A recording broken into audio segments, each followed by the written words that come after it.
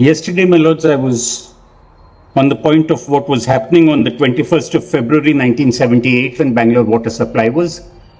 May I draw your lordship's attention to paragraph 170 of that judgment, because that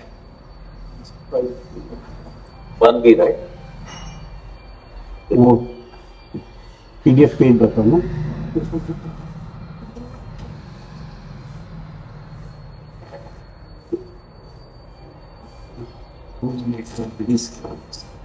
It starts at 2184 PDF.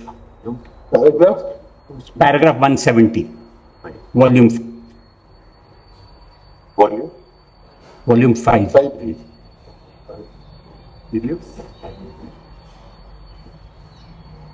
This is part of the judgment by Justice Chandrachud. I'm sorry, my lords. 170 starts Justice Chandrachud. Justice Chandrachud. This is what he dictated on February 21st. We are in respectful agreement with the view expressed by Krishna Ayarji in his critical judgment that Bangalore water supply, his appeal should be dismissed. We will give our reasons later indicating the area of concurrence and divergence, if any, on the various points in controversy. Yes. I'm sorry, my lords, has all your lordships? Yes. Paragraph 170, my lord Justice Kota. Yes. Please, my lords. Please, my lords. The area of convergence and divergence, if any, on the various points in controversy on which our learned brother has dealt. And then on the 7th of April 1978, Justice Chandrachud says, by a short order, which I had pronounced on in behalf of myself and Justice Jaswant Singh and Tulsapur. The date when para 170 dictated was that is February 21st. February 21st. So, because on 22nd of February, Chief Justice Beg was retiring. So therefore, the next paragraph. That time, Justice Chandrachud had become the Chief Justice when he delivered his opinion. When in April 78. Yes. That's why it's CJ. Yes. Please, my lords. What did you say? The date was 20th of? 21st of February. 1st of February. Was the first judgment where they said we broadly agree, and if we have divergences, we'll say that later. And then, on April 7th, Justice Chandrachud said that I agree entirely, but Justice Jaswant Singh and Tulsapurkar have their reservations. So judgments also came in April. Yes. Yes. According, Please, my lord. that means 3 judgments or 3 opinions. 1 plus 2. 1 plus 1 plus 1 plus 2 plus for 2. So there's a dissent of 2. Three judges say rule for Krishna Iyer. Then there is Justice Beg who concurs, and Justice Chandrachud's concurrence. 4. On the judgment was delivered, 4 were in the majority already. They were already in the majority. Justice Chandrachud later on agreed with the majority. Justice Singh and Justice Tulsapurkar. Yes. So it's a 5 later on. It's 5-2. I'm sorry, my lord. Sorry, sir. Just to know the factual part, the dissenting opinion of 2 judges. Yes. This also came in April 17th. Yes. This also came. I only just wanted to. Yes, my lord. I'm only going by the. In fact, they are printed in 2 different places in the AAR. Please, my lord. Together. Please, my lords. What comes immediately after BWSSP is Maneka Gandhi. Please. AAR. Then towards the end, they put the other 2 opinions. So therefore, my limited point was that. Jaswant Singh or common? Yes. Please, my lords.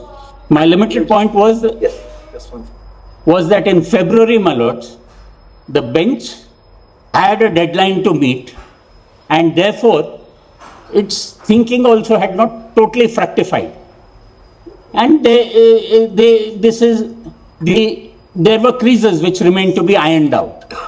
Justice Chandrachud indicated that while we are in broad agreement, we may have some differences. Then when he saw what the differences were, he said, no, I agree with the majority. This is roughly how the conspectus lies. Malud's, the thrust of this submission. Suspect doesn't have any material bearing. Yes, the thrust of my submission, however, is simply this: that a clear, unanimous judgment of 6 judges existed. That was Safdarjung. That line of thinking in the submission is much more clear. And I am commending for your lordship's acceptance the line that Safdarjung drew over the slightly hazy line that emerged out of Bangalore water supply. Mr. Hegde, Please, my lord. correct me if I am wrong. On 21st February 1978, Yes. all 7 judges spoke in one voice. These 3 justices. No, February. 21st February, what is the order recorded by Justice Please, my lord. Chandrachud? Yes. That means Lordship is speaking on behalf of himself, Justice Singh and Justice Tulsapurkar. We are in respectful agreement Yes. with the view expressed by Justice Iyer. Please, my lords. We will give our reasons later indicating the area of concurrence and divergence, if any, on the various points well with by his lordship. Please, my lord. That means generally there is a consensus with regard to the view expressed by Justice Iyer. Maybe in some respects there could be a divergence of opinion, for that the order was reserved. But if later on 2 judges take a view that we are not agreeing with what we had said on 21st February 1978, that does not erode the binding precedent of. I am not saying it is I am not saying that it is not a binding precedent. Brother's observation, that is not so. You see the first paragraph of Justice Jaswant Singh's order. Please, my lords. See the first paragraph. Please, my lords. May I, and in fact, I'm grateful to my. Only on one aspect. Only on another aspect, callings, etc. Please, my Local lords. professions or Please, my lords. professions, they. Please, my lords. It may be recalled, that is paragraph 183, after paragraph 183, so it should have been paragraph 184. It may be recalled that in the order dated February 21st, 78, pronounced by our learned brother Chandrachud J, as he then was, on behalf of himself, Brother Tulsapurkar and myself, expressing our respectful agreement with the view expressed by learned brother Krishna Iyer that Bangalore water supply should be dismissed. It was stated we would indicate the area of our concurrence and divergence, if any, later on. Accordingly, we proceed to do that now. I'm not joining issue, my lords. I'm just. You are sitting in 9, Mr. Hegde. Please, my lords. That's why. So before 9, all I am saying is that the clearer view of 6 which I will place before your lordship, may commend itself for your lordship's acceptance over what was slightly muddied, if I may say so, by this 5-2 kind of occurrence. My lord Justice Datta wanted to put something to me. In the system where we work, yes, ma'am. Even 4 can overrule 5. Yes, I entirely agree. In view of Srimurti fragrance, please, my lords, which is a later 5-judge bench judgment, it has to be seen what is the numerical strength of the bench. Yes. No matter there is a 4, 3, 5, 2, 6, 1. Yes. It has to be taken as 7. Yes. Therefore, AMU is taken as 7, overruling Aziz Basha of 5. Although 4 were on the one side, 3 were on the other side. It has to be taken as 7. Yes. So please don't labor on this aspect. Please. Is by 6. And therefore, what is when muddy and we have to clear the muddy waters. Are you on your own? Please, my lords. If your lordships kindly lets me place page number 2 of my submission.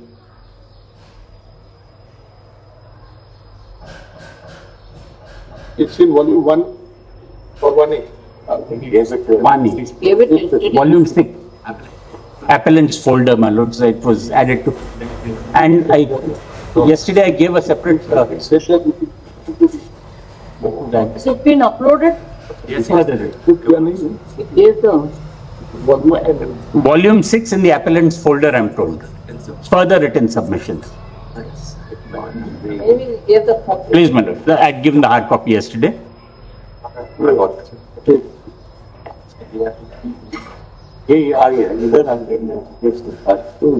know.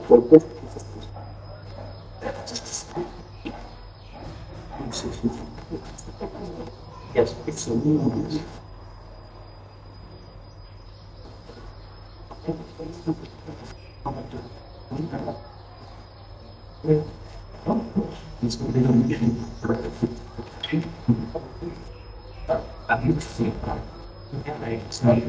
It's in the drive, apparently.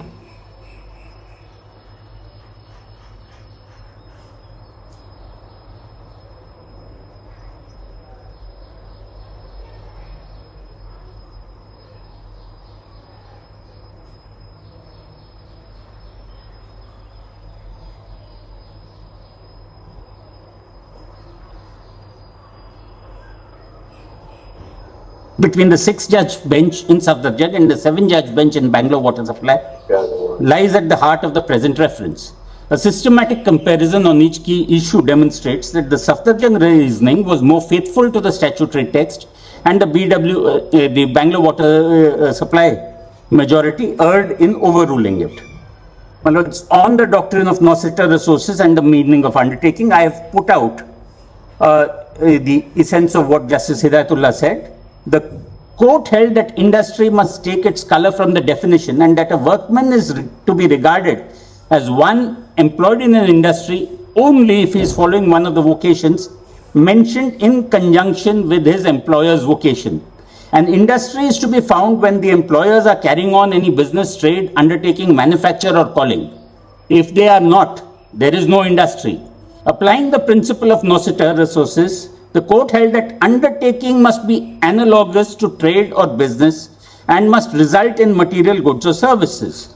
The court drew a crucial distinction between material services involving cooperative effort between employers and employees to provide the community with commercially valuable services such as electric power, water transport and mail delivery, and the services of professionals such as doctors, teachers and lawyers, which depend on individual intellectual skill and are not material sense in services in the relevant sense. At paragraph 25, the court held, the observations in the Australian court only indicate that in those activities in which government takes to industrial ventures, the notion of profit making and the absence of capital in the true sense of the word are irrelevant. The passage itself shows that industrial disputes occur in operations in which employers and employees associate to provide what people want and desire. In other words, where there is production of material goods or material services. In our judgment, the Hospital Mazdoor Sabha took an extreme view of the matter, which was not justified. Now, to compare, Justice Krishna Iyer rejected the application of nocita to the definition, holding that the words used had been deliberately used and could not be cut down by the narrower words. Undertaking was interpreted to cover any organized activity, regardless of whether it bore a commercial character. The concurring opinions of Beg CJ and Chandrachud J took a narrower view, noting that bearing in mind the collocation of terms and the doctrine of nocita, as pointed out in state, coupled words must be understood in their cognate sense. It is my submission, my lords, that Sewerage is textually and logically sound. The word... supporting Sewerage. Please, my lords, I support Sewerage. Then, my lords, on the relationship between the two parts of the definition, in Sewerage, Hidayatullah J examined the Madras Gymkhana Club approach, which had attempted to keep the two parts separate, and disagreed. He held that there was no need to view the definition in two separate parts. The definition read as a whole denotes a collective enterprise in which employers and employees are associated. An industry exists only when there is a relationship of employers and employees. with the former engaged in business, trade, undertaking, manufacture or calling, and the later following any calling, service, employment, handicraft or industrial occupation or avocation.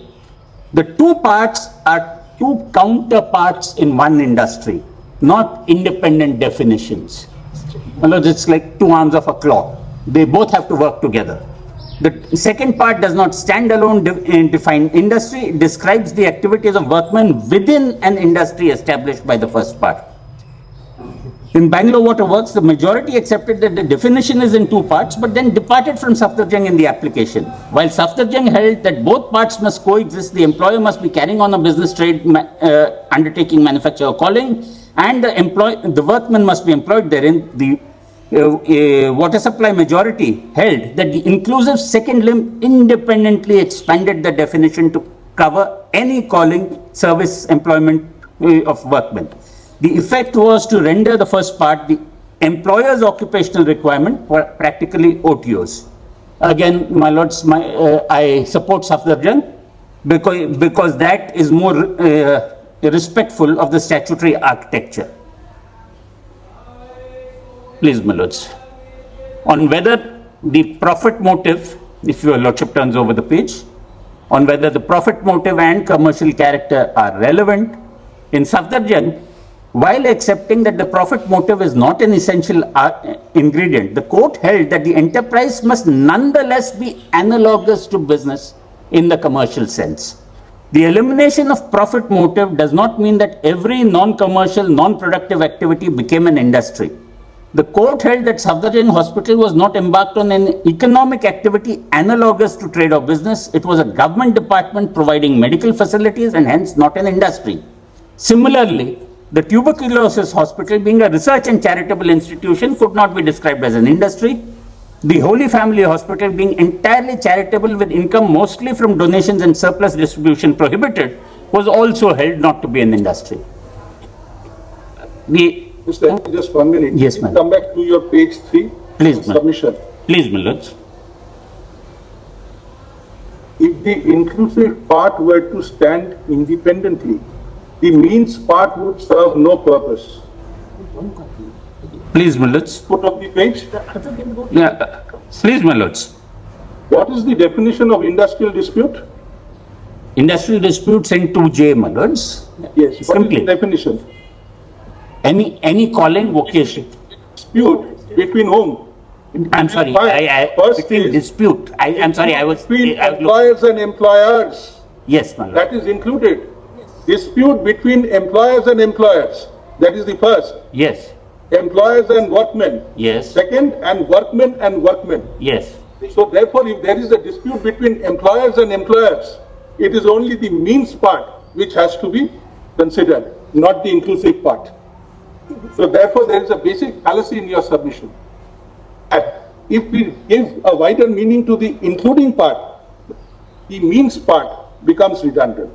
That is not so. Because industrial dispute meaning takes within its fold dispute between employers and employers. The dispute. Yes, come to the next point. Please, my lords. I take that point. If I may attempt to answer it right away. My lords, we are concerned with the definition of industry, and we've given those two. Employers First have to see what is an industrial dispute. What is the title of the act? Industrial Disputes Act. Please, my lord. You can't read industry without understanding what an industrial dispute is. Unfortunately, yesterday, none of the senior counsel referred to us to any provision of the act. Please, my We are lord. interpreting the act. Please, my lords, and the act as a whole. So you have to first understand what is an industrial dispute. You go on reading industry, workman, but without understanding what is the Your meaning lord- of industrial dispute. Please, my lords. I just only wanted to point out that the submission which you have indicated It's there too broadly framed. may not be. Please, Consider it. I'll consider it, Don't and give an I'll off-the-cuff response. Consider it and then. please, my lords. Please, my lords. Which one is it? What are provisions of the Which part? Please,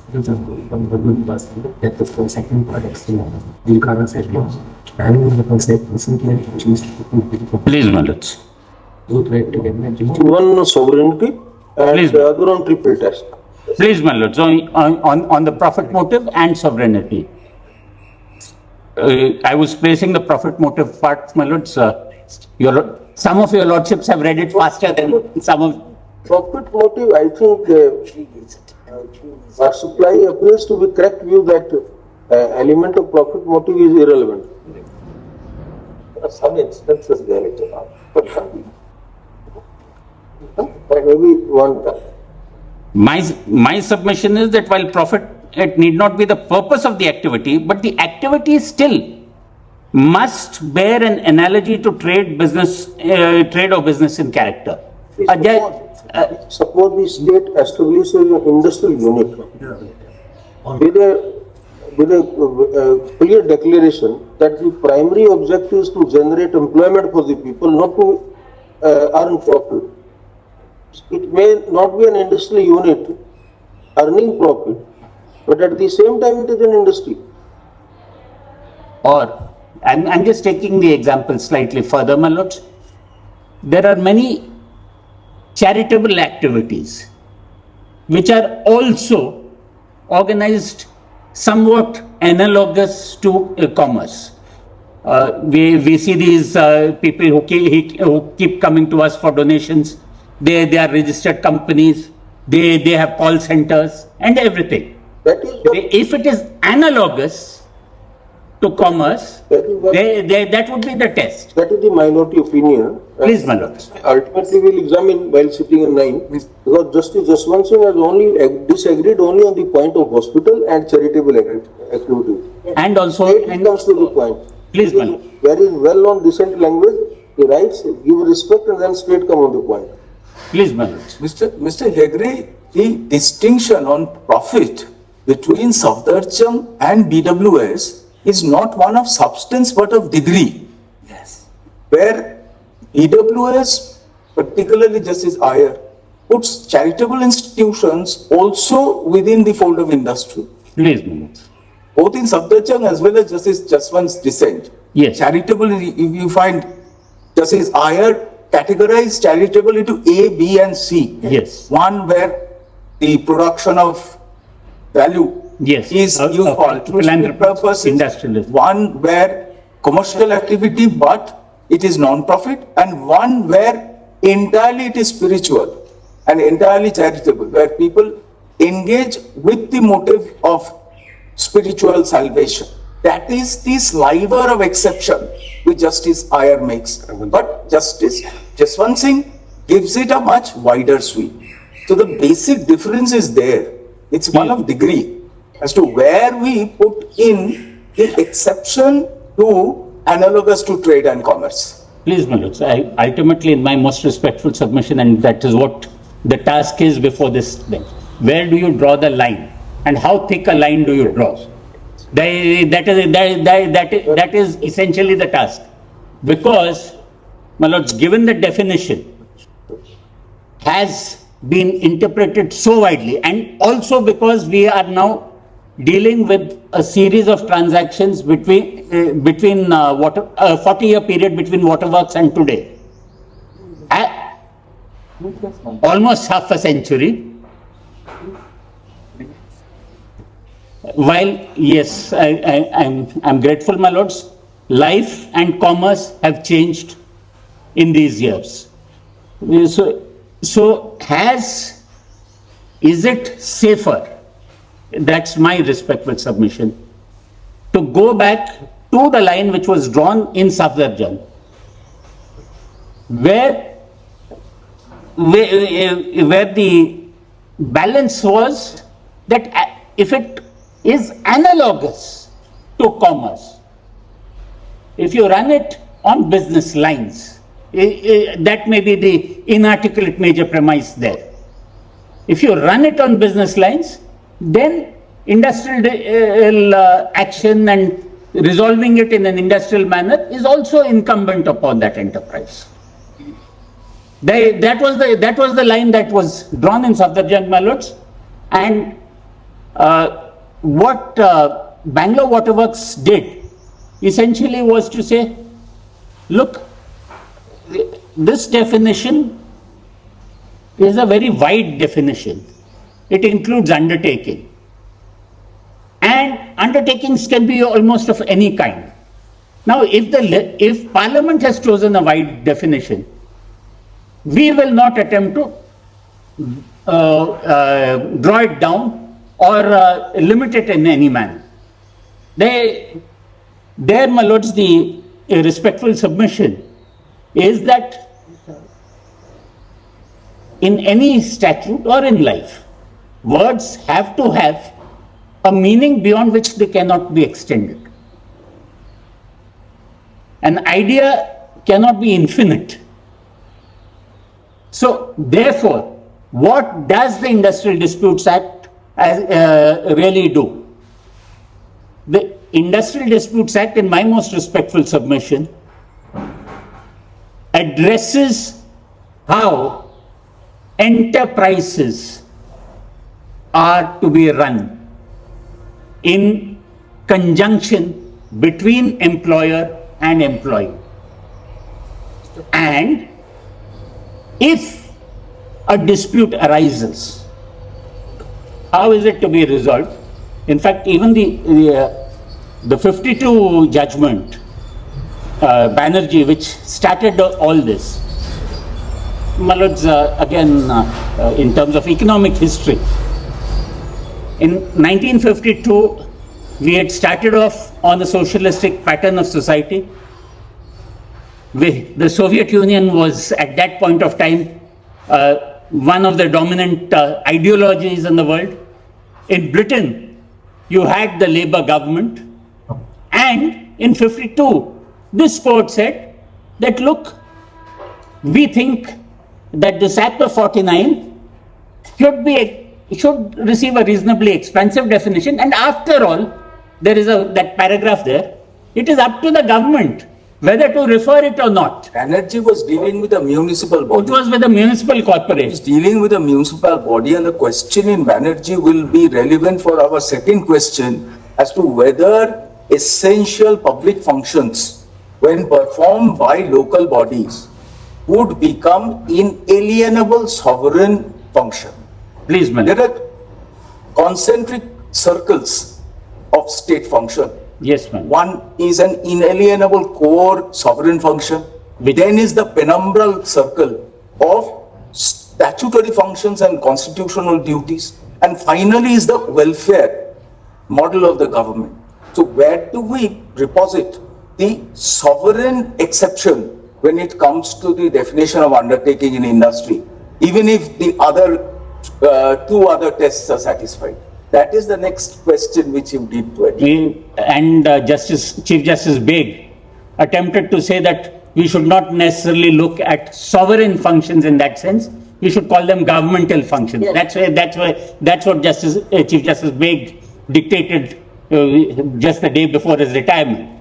Because governments do undertake a vast variety of functions. Justice Krishna Iyer says the three core functions. Justice Beg's ratio, please correct me if I am wrong, was more on the nature of the contract of employment. He said wherever the contract of, his lordship said, wherever the contract of employment is governed by Article 311, in these sort of discharge of duties, we will not bring in the concept of industry, labor and capital.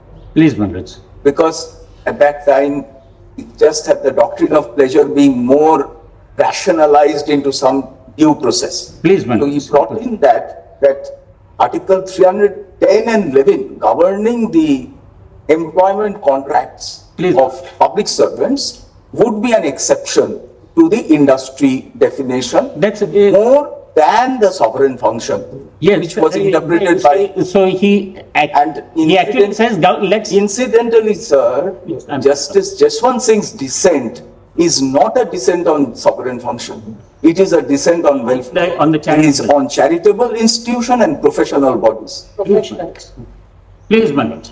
So That only illustrates what I meant by the line once it was drawn. Then there are variants which are brought in.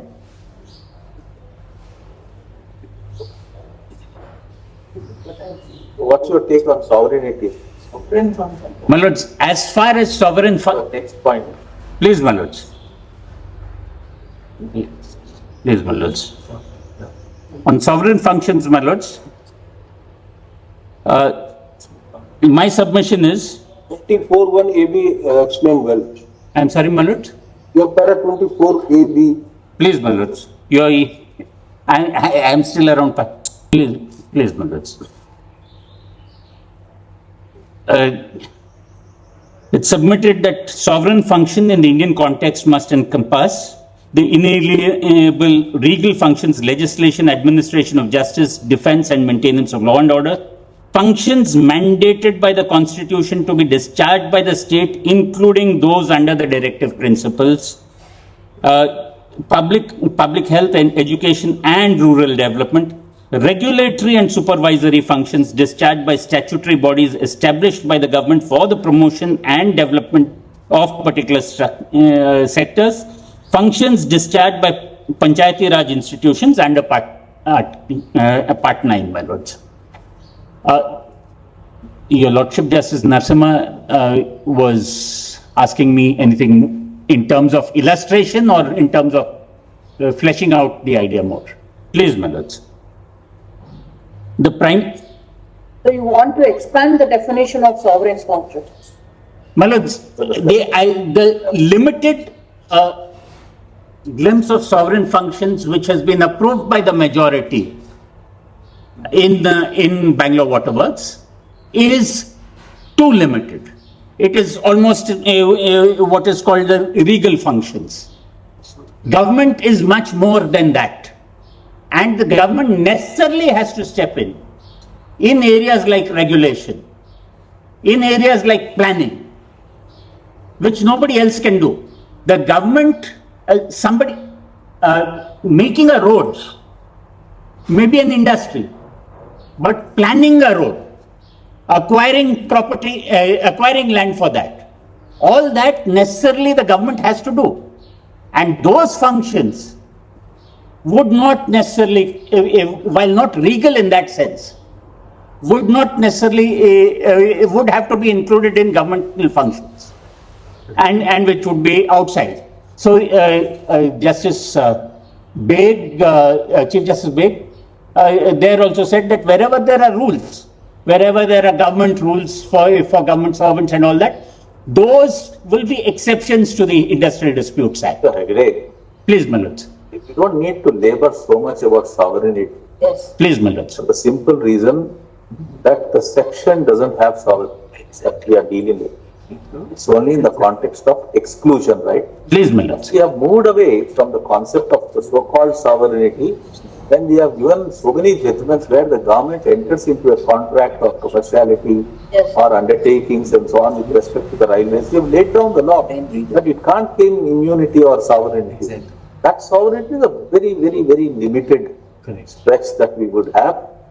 And even that, in the present context, we would say, even space is given on contract. So we can limit that to a very limited extent, but we have to deal with other aspects of the matter. Sovereignty doesn't really pose much of a problem to the legislators. Article 299 and 300 of the Constitution permits the government and the state to enter into contracts like any other entrepreneur. Please, my lords. Your para 24, Please, my lords. B, C and D. Yes, my lords. Don't think that B, C and D, unless they become part of the sovereign function, they will be trapped in the definition of industry. It's all independently. That can be examined. That has nothing to do with these B, C, D can still be excluded from the ambit of industry even without being included in sovereignty. It all depends upon. What your lordship, the Chief Justice, is putting to me is that the interpretation can be contextual. Exactly. It is Please, my lords. Section 2 definition clauses of all statutes says unless the context otherwise requires. Nobody reads that phrase. There Yes, are my lord. judgments of this court on that. But- Even here it is unless the context otherwise requires. Industry means this. Your Lordship has tempted me to use an illustration which is pertinent to this month, the holy month of Ramzan, my lords. What happened was that Mirza Ghalib was once asked, Mirza Nausha kitne roze rakhe? So he said, Huzur, ek na rakha. So there, in context, it could mean both things.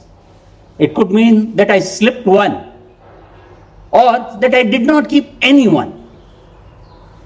So a lot of interpretation is entirely contextual, and in the context of which the Industrial Disputes Act is set, what it essentially contemplates is enterprise which is analogous to a commercial activity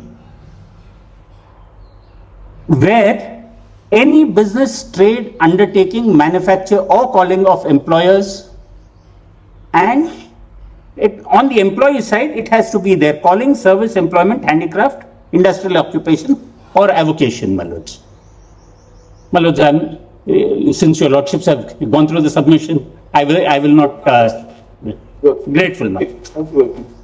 Yes, Mr. Khan. I appear for the state of Punjab. Because the written submissions is I'm sorry.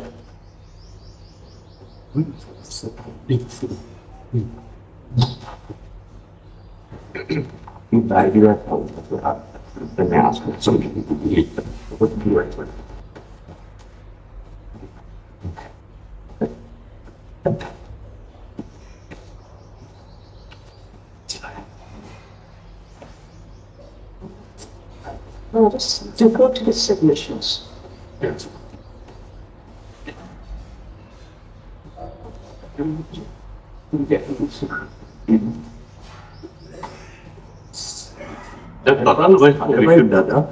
we are not as you right, we are dealing with legacy. That's what the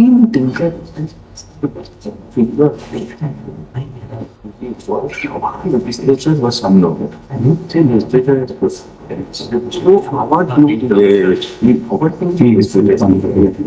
Has been such a long time. Upset respect. We certainly biggest years of education. Okay, do that. No, this is nobody's agreeing.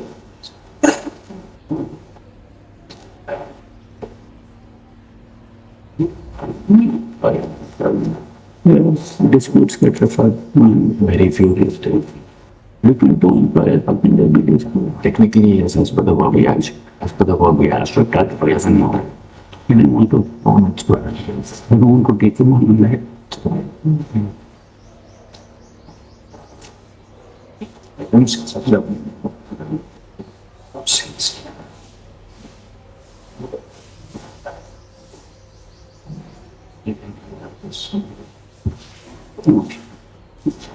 See this?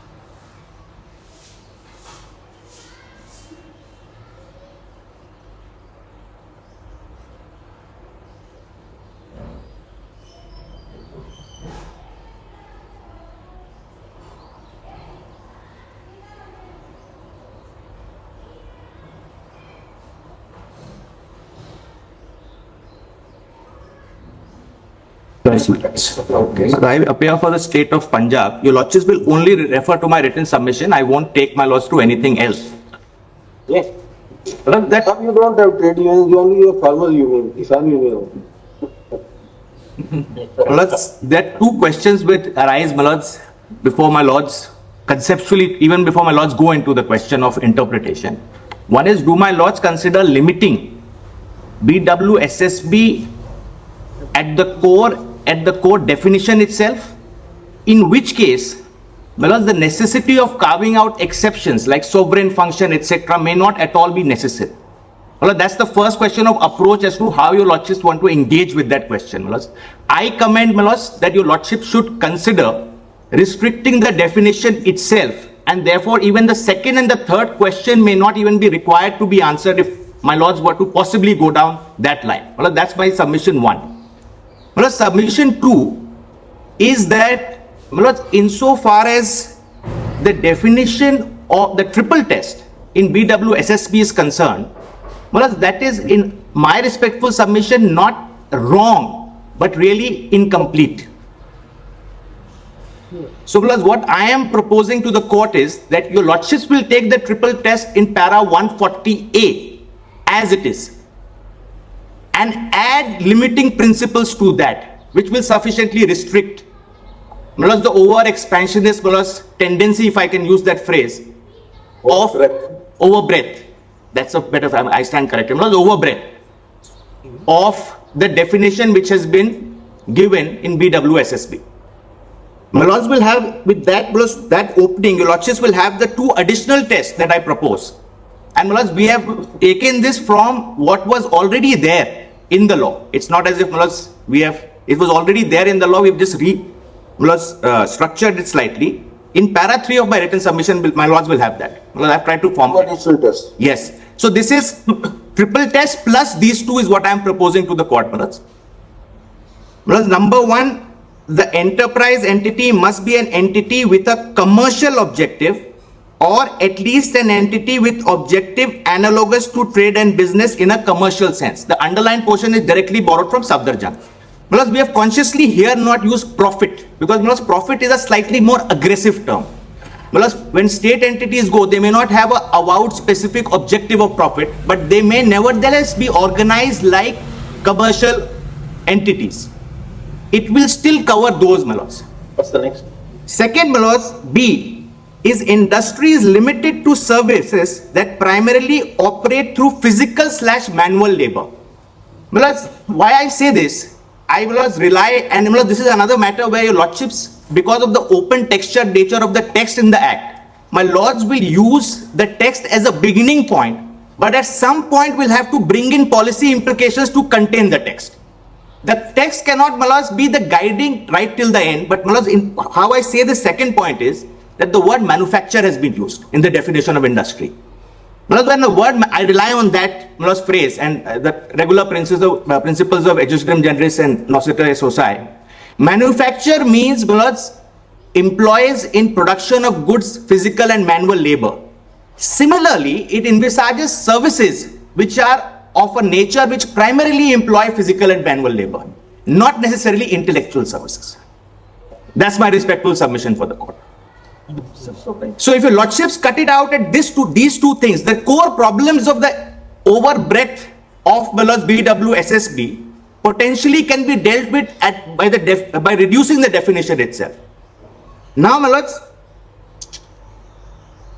there is also an additional aspect of the entire question of industrial dispute arose with the Industrial Revolution, the context of industries in England in particular, and the working conditions therein. The question of expanding it to services just because the word services has been used may be slightly out of context, especially intellectual services, professional services. So I rely on the word manufacture to limit the term services which is used in the latter part of the definition. So both policy engagement your lordships will employ on that, as also the text. I'm requesting both to be employed for that conclusion to be reached. Now, what is the effect of this? Kindly have my para 7, 8, 9 and 10 at page 2. Yeah. Kindly have para 7. Non-commercial enterprise, whether governmental or private, which includes charitable, will stand excluded from the definition of industries. Para 8. Professional services of all kinds, including lawyers, doctors, chartered accountants, company secretaries, professional consultancies, will also stand excluded from the definition of industry. However, where the government enters on a commercial enterprise, either through a PSU or otherwise, there's been a PSUification of private endeavor by government. Whenever government enters in a private kind of activity, normally through PSU, but not necessarily. It may enter otherwise as well. Plus, that will be excluded, that will be included in the definition of industry still. So state is not fully excluded when it ensures a commercial enterprise. D, para 10. The introduction of the limiting principle of commercial activity will also ensure that all governmental activities which are pursuant to Part 4 of the Constitution, that is the directive principles of state policy, are ipso facto excluded unless the government chooses to carry them out on commercial terms either directly or through its agencies. One instance of such activity that would be covered is the supply of electricity by the government at competitive market rates. For instance, all states have distribution companies. Tariffs are fixed on market basis based on this thing. They will definitely be covered under this definition. Why should they not be covered? So my respectful submission is state will also get bifurcated based on activities, not profit motive, but commercial, aligned along commercial lines. That's the submission. Now the concern of the court is Aligned on commercial, why do you say it's a different thing whether they are making profits or loss? not correct. That's a different thing. That's right. So it's aligned along. It's. They will not write in their objects and Yes. Yeah. incorporation that this company is I'm grateful. incorporated 617 company, government company under the old act. Absolutely. That's exactly why I've suggested this. Yes. Aims and objects will not see, they not to earn profit, nobody will write that. Exactly. Exactly. It's incidental. That's right. Absolutely. My lord, the Chief Justice said, it is incidental whether it actually earns or not. I'm grateful. Yes. So starting itself, they will not say this is not to earn profit. Yes. That is quite illogical. As para 11 then, the incorporation of the above two limits makes it unnecessary to specifically carve out a sovereign function exception or to provide a category-wise list of exclusions. Well, that's what I began with. So if your lordships were to limit by this or some other test, whatever my lords think fit, then it may not be necessary to go into that list-wise itemized, which is a far more cumbersome process and also open to more litigation, in my respectful submission. Then my lords will have the concerns. The concerns can be what will happen to these areas which are excluded. That's the obvious concern which faces the court. My lords, I have tried to answer that in para 12 onwards. My lords, firstly, insofar as governmental employees are concerned, right from class 4 employees till my lords class 1 employees, everyone is covered by my lords either a statute, either a rule under Article 309 or a service law enacted under entry 70 list 1 or entry 41 list 2, or my lord some executive order which is there pursuant to that. So service law covers even a class 4 employee if he's an employee of the government. So there my lord the protections will be better than the Industrial Disputes Act. So that's not a concern. Then the next question is, what if the government is employing somebody contractually? 226 court will examine facts, Mr. Farasar. I'm sorry, my lord. A 226 court will examine facts. Because normally, Yes. And analyze evidence? No. I'm grateful for the question. May I answer that? Power is much limited. Yes. Yes. Krishna's own judgment says that if an inquiry is found to be defective, faulty, Yes. the employer gets the chance to prove the charges before the tribunal. Yes. Where do you get it in 226? Where do you get it before a tribunal? Well, may I answer that? Well, firstly, service law will have both central administrative tribunal and state administrative tribunals. Most of them will be covered under that normally. So normally writ proceeding will not be the first proceeding. There could be cases where it's not notified. So writ proceeding will be an exception for government employees because state administrative tribunals will also cover them. That's point one. And second, the service law today is so well developed, your lordships in single judges, if there is anything wrong, the courts normally interfere every day. So that area of law now, at least in 2026, is very heavily developed in favor of the employee. All rights exist. So it's not as if anything is going to be missed out. I respectfully submit it's better than the ID Act dispute settlement mechanism. There you are wrong, sir. Oh no, even in the case of The state administrative tribunal or the central administrative tribunal, the employer doesn't get the chance to prove misconduct the way it can be proved before the industrial tribunal. That option is not there. So that's something to the negative of the employer in that case. That's please, certainly not to the detriment of the employee. respect of a public sector unit, if Yes. he comes within the definition of workman, Yes, Manoj. then he will go to the labor court or the central industrial tribunal. Correct. If he is not a workman, then what happens? Yeah, Has 70. or in terms of suit, Suit or a writ, my lord, either of them. what a workman, And if he goes by a suit, section 14 would be a bar. see the There cannot be definition of enforcement of contract of personal service. Workman. He will only be entitled to damages. He doesn't get an order of reinstatement in service, which is the power of the tribunal to grant. Well, I'll address that question as well. I'll address that in my note. There is some protection which is offered. Well, second question is, we'll have para 4 of my note. Page 4, para 15. Yes. Insofar as professional services are concerned, there is some level of regulatory oversight by various acts. I have put them in para 15. Advocates Act, Dentists Act, Medical Professional, Chartered Accountant, Company Secretaries. Of course, they regulate the profession itself, not things ancillary to it. But there's some level of protection and regulation already there. It's not as if they're completely unregulated, number one. Well, number two, what we discovered was that Shops and Establishment Act, which have been passed by various states, these are state legislations, bring within themselves both charitable institutions as well as professions. I have given two definitions at the bottom of page 4. Page 4 bottom, Page 4 bottom. This is the definition in Delhi and over the page is West Bengal.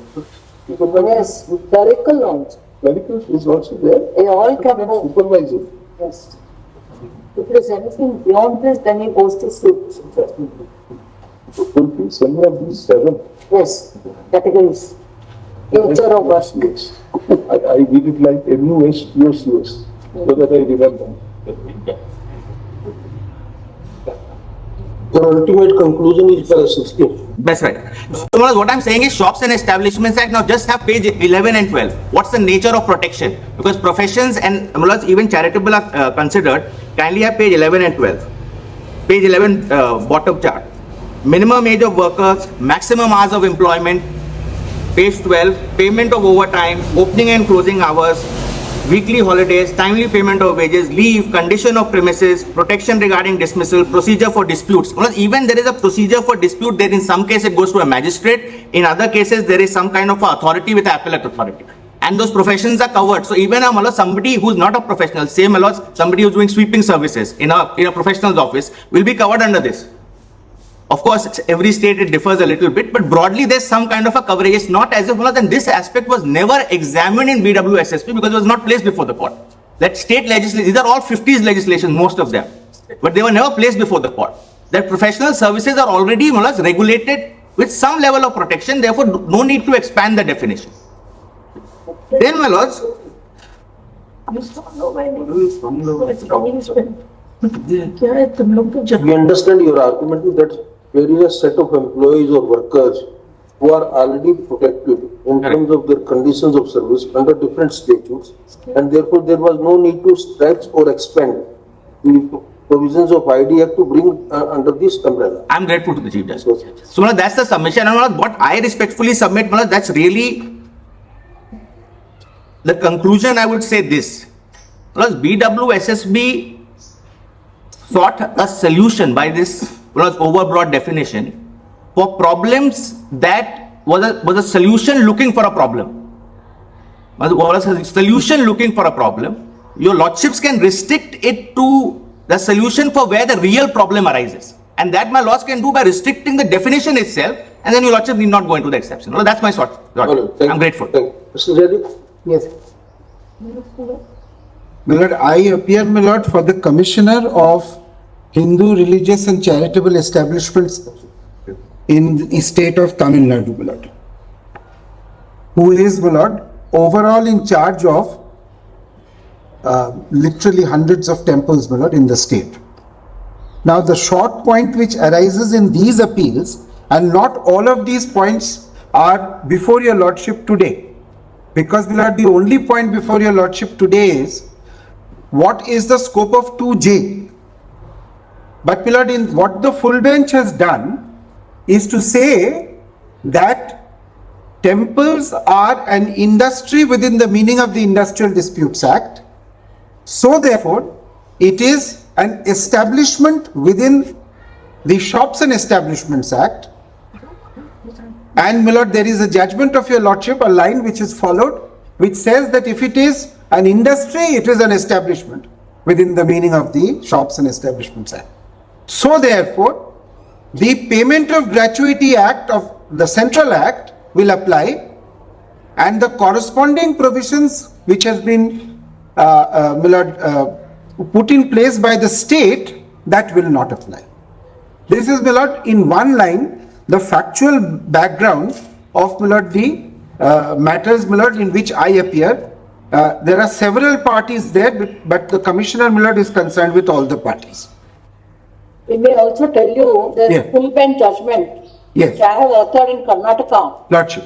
Karnataka Hindu Religious and Charitable Endowment, whether this payment of gratuity, Lordship. where we said a temple is not a commercial establishment. Lordship. Within the meaning of Shops and Commercial Establishments Act of Karnataka. Yes, correct, my lord. But, my lord, the full bench of the Madras High Court has referred to other High Court judgments where, my lord, temples have been held to be industry.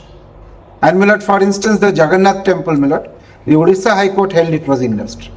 That's the line followed, and that is followed, my lord, on the basis of. What does it come under undertaking then? Sorry, ma'am. Undertaking within the meaning of 2J. Does No, the temple I'm come just- under undertaking? Yes, my lord. I am now coming, my lord, to how this matter has come before your lordship. The question is therefore, what is the scope of 2J? If it is not within 2J, then this logic will not work. You will not be able to go through the route of 2J into Shops and Establishments Act. Only this question arises, my lord, as far as I am concerned, because any other question would have to, does not require, my lord, a reference to 9 judges. That your lordship will, my lord, refer to a smaller bench after your lordship has taken a call on 2J. Now, therefore, my lord, I am addressing your lordship only on the first issue. 4 issues your lordship framed. I am only, my lord, interested in the first one and not, my lord, on the sovereign function issues that your lordships have framed in 2 and 3. Now, my lord, what the Bangalore water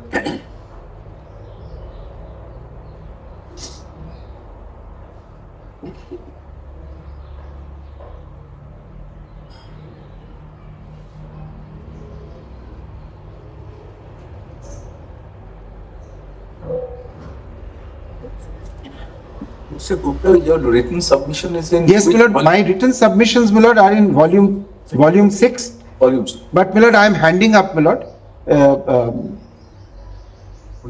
physical copies as well, my lord, because your lordships may want. Now, my lord, I am not arguing by reading the written submissions. You are appearing for the Devastham. Commissioner, the commissioner. The commissioner, my lord, is the overall in charge. Arul Meghu Devastham. So, my lord, Arul Migu, my lord, is the common title to all temples. We just wanted Yes. which one? No, not one, my lord, not one. The commissioner, my lord, is overall in charge of all the, not all temples in Tamil Nadu, but most temples in Tamil Nadu. Seeing the written submission relating to which one? That's Honorable. Yes, yes. The deity. Lordship, Shri, that kind of thing. So all Tamil temples, my lord, have Arul Migu in front of it. Now, my lord, whatever I have to say, my lord, is reflected in that note. But I want to give it, my lord, a little different structure in my oral submissions, if I may. Because, my lord, as my lord, I believe, my lord, that the time given for an oral submission has to be utilized as an oral submission. After all, my lord, what I have put down in writing, your lordship can look at any time. Go through again. Lordship. So therefore, my lord, without deviating from that, my lord, I am putting it a little different structure. First of all, my lord, I want to point out that yes, please, there are more copies here. First of all, I want to point out, my lord, that we are interested in the phrase industry for the purpose of the Industrial Disputes Act. But as your lordships know, my lord, the way you define it will also have repercussions in many other legislations which relate to my lord, industry. So, my lord, for instance, the shops and establishment, etc., etc. What Bangalore water supply does in paragraphs 140 to 144, it lays down the general principle to be followed. In the rest of the judgment, my lord, it deals with various specific aspects. And I am concerned, my lord, only with that aspect which is on charitable organizations. Charitable organizations, my lord, are dealt with in paragraphs 102 to 111. And my respectful submission will be that the approach taken by the Bangalore water supply majority judgment is not an appropriate approach for the purpose, my lord, of all activities. Why I say all activities? My lord, the paradigm which is created by Justice Krishna Iyer is anything which is structured by a combination of employer and employee and which therefore produces something which satisfies human needs, etc., etc., is prima facie industry. It is this broad principle on which he proceeds. And then he limits it in certain very, very specific situations, in very small situations, by saying that these will be outside. For instance, it says, the judgment says that when you come to professions, suppose we take a lawyer. Now a lawyer may have a cleaner working, I'm giving an example, not in the judgment, but in the judgment, my lord, this idea is there. Suppose there is a cleaner working for him. The contribution of the cleaner to what is actually being produced or done by the lawyer is minimal. So you may not call that an industry. He is not a workman, my lord, in that sense. This is the kind of, my lord, small aspects on which, my lord, the broad definition is cut down. And what is the broad definition? Structure, which my lords called nature. It calls it, my lord, the nature of the activity. Now when it says nature of the activity, what Justice Krishna Iyer means is anything where there is employer-employee relationship creating, my lord, products with only some limitations. My lord, I respectfully submit, my lord, that this paradigm has to shift. This paradigm has to shift because, and my lord, this is a question which fell from your lordship, nobody has looked into the statute. The industry here is defined for the purpose of the Industrial Disputes Act. The Industrial Disputes Act, though it starts by saying industrial disputes, goes into several, my lord, chapters. And if you look at those chapter headings, my lord, it becomes clear that not every activity that is carried on for production using employers and employees will be the subject matter of this legislation. Just see, my lord, chapter heads. And my lord, I am saying this everywhere, my lord, kindly keep the idea of a temple in the background. How incongruous the rest of the provisions of this act becomes if we think in terms of a temple. So if you just look at the my lord, index or the arrangement of sections,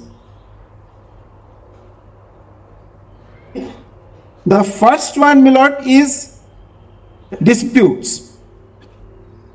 But then what we have is strikes and lockouts, layoffs and retrenchment, special provisions relating to layoffs and retrenchment and closure, unfair labor practices, etc. Now this is, my lord, why I think Mr. Farasat said that it's a problem looking for a solution. You have a problem. You have a problem. How do you provide a dispute resolution mechanism for different areas of human activity? You find that one of the problems in one area of human activity, a solution has been found in the Industrial Disputes Act. So you say that this is a good solution, let us apply it to all human activity. That, my lord, is an incorrect paradigm in my respectful submission. That is why it is leading to this incongruous situation that you have to see whether a temple can be classified as an industry. Now, temple, naturally, my lord, there can be no question of all these layoffs, retrenchment, strikes, lockouts, etc. Doesn't happen. Never, my lord, has become the subject matter. So, therefore, my lord, we need to shift the paradigm. We mustn't start by saying all human activity, subject to a few exceptions, and move to something else altogether, a paradigm shift. And my lord, I found it very helpful, my lord, a line in the dissenting judgment of Justice Jaswant Singh. It is not confined, in my respectful submission, only to professions and charities. Please just see, my lord, paragraph 185. Paragraph 185 of, my lord, the Bangalore water supply.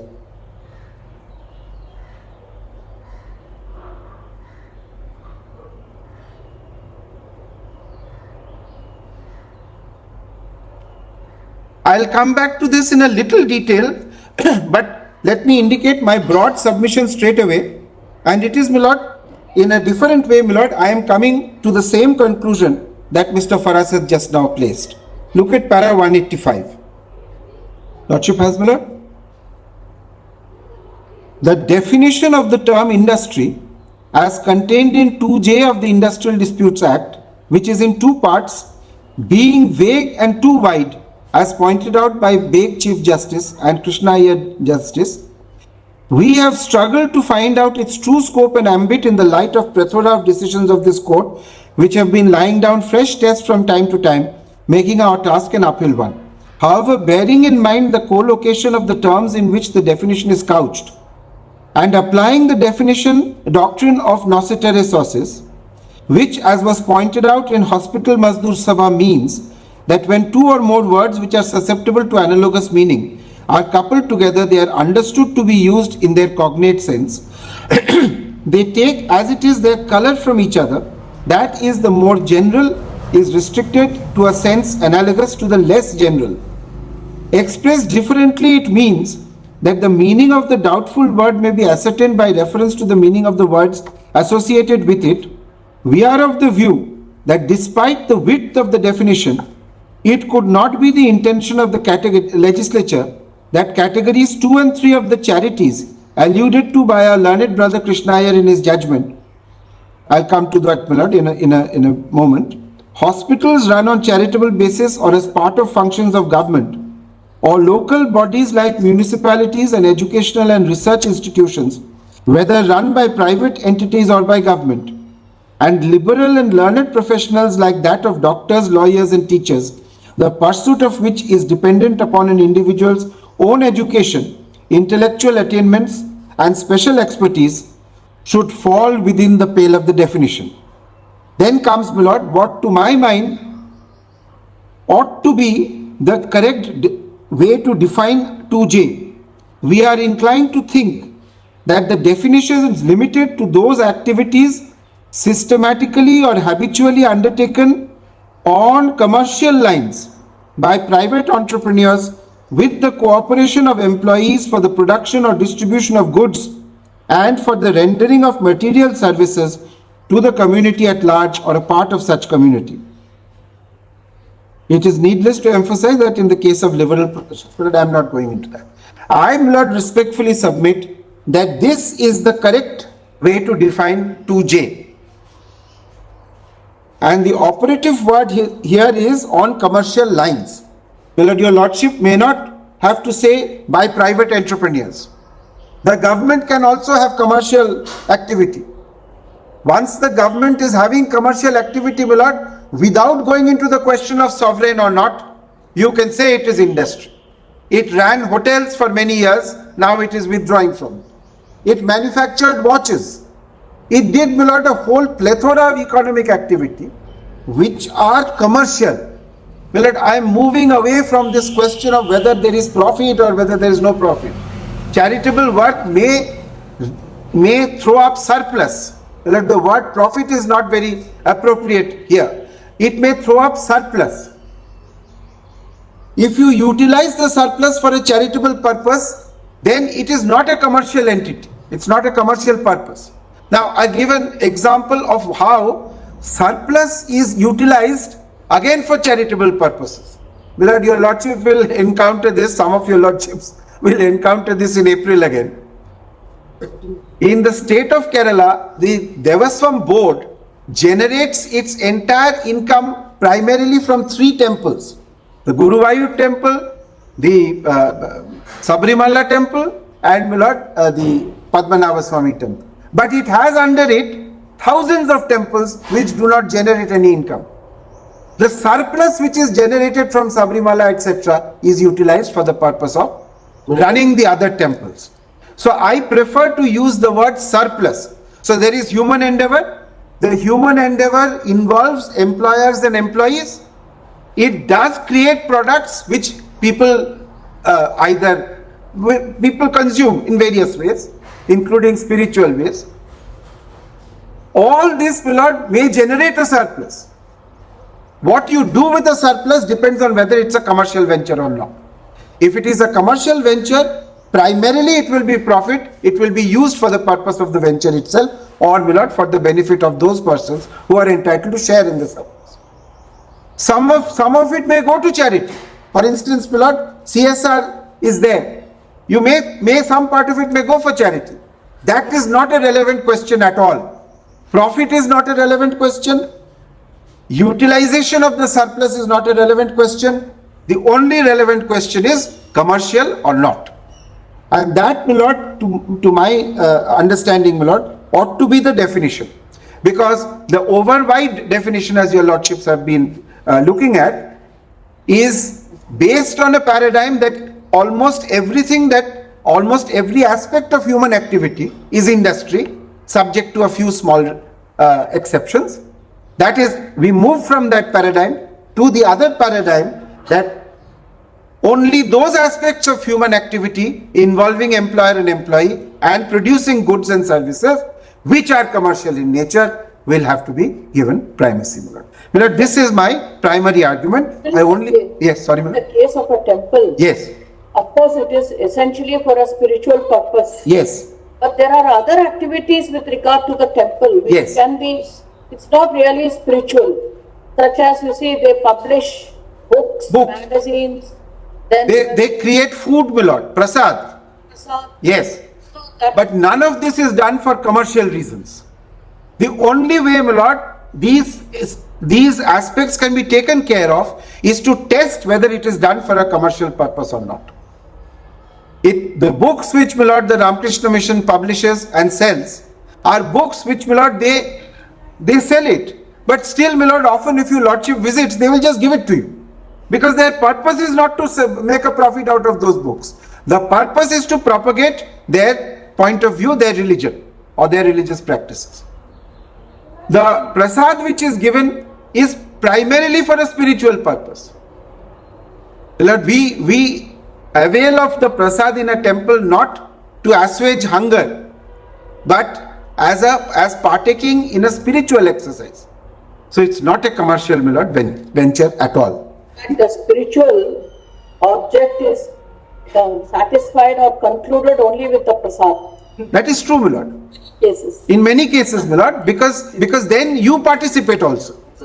Yes. You participate. If you do not partake of the prasad, you have not really participated, my lord, or you haven't participated to the fullest extent that you might in the religious, my lord, activity which is going on. My lord, if your lordships give me, my lord, another 5 minutes, then I will take your lordship to paragraphs 102 to 111 to show how artificial that charitable discussion is.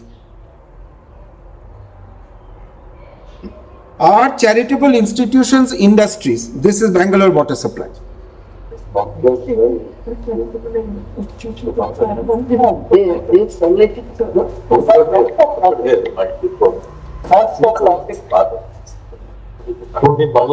Yes, yes. Goes for making bricks. Council management.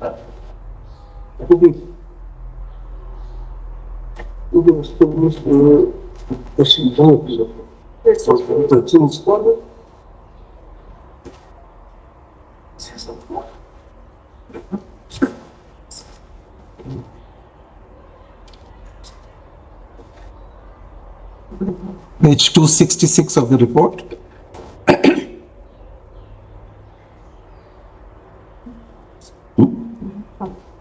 Volume 5 of your lordship's, my lord, digital record here.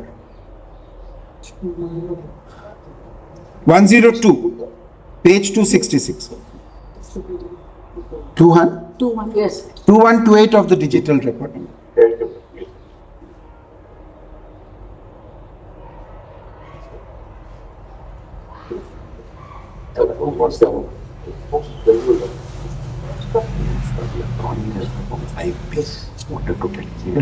Volume 5B, read only refer. Oh, I see. Page 57 of that volume. My lord, page 57 of volume 5B, my lord. I am told, my lord, the learned attorney, my lord, has been referring to this judgment from this volume.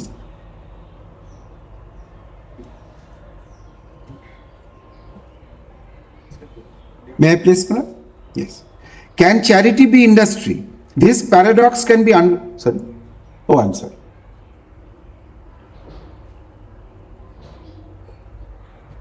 The paradox can be unlocked only The paradox can be unlocked only by examining the nature of the activity of the charity, for there are charities and charities. The grammar of labor law in a pluralistic society tells us, well, it's tempting to read it, but I don't need to. What the learned judges then do is, they create three categories. They make it clear that these three categories are not exhaustive. There may be more. And then says that the first two categories are industry, the third one is not industry. Now, if I may just digress for a minute, how the full bench has gone about it is, it says that Bangalore water supply creates three categories of charity. Therefore, we must see which of these three categories a temple falls into. We think it falls into two. Therefore, it is an industry. Now, my lord, there are multiple problems with this argument, even if your lordship retains this. Because the moment this judgment says that there may be more categories, then the exercise can no longer be, if try to pigeonhole it in one of these three, whatever you do, you have to limit yourself to these three. But, my lord, a temple, my lord, really doesn't fall into any of these three categories. So, my lord, that is as far as the full bench is concerned, but just see here also, it's so artificial. Not only temples, Yes. there have been hundreds of numerous in 50s, 60s. Yes. After the post-independence, then Yes. so many schools, Schools. the hospitals, Yes. so many health camps regularly. Yes. Sites were notified. Yes. Sites were identified that every week, fortnightly, monthly, health camps will be organized. Right. And persons, there were well arranged tents arrangement, bed arrangement. The patient would stay there for 1 week, 10 days, even in the tent. Yes. And all these activities were being run. Correct. One can say that by applying this 102. Because there is an employer, there is an employee, there is a product, there is a service, but it is not commercial. Everyone on the earth is earning money only. Exactly. And, my lord, it will generate surplus sometimes. You might generate surplus also. 104 is the first of the three.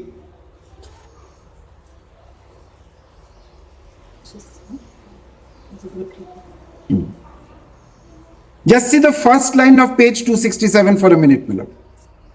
Easily three brought.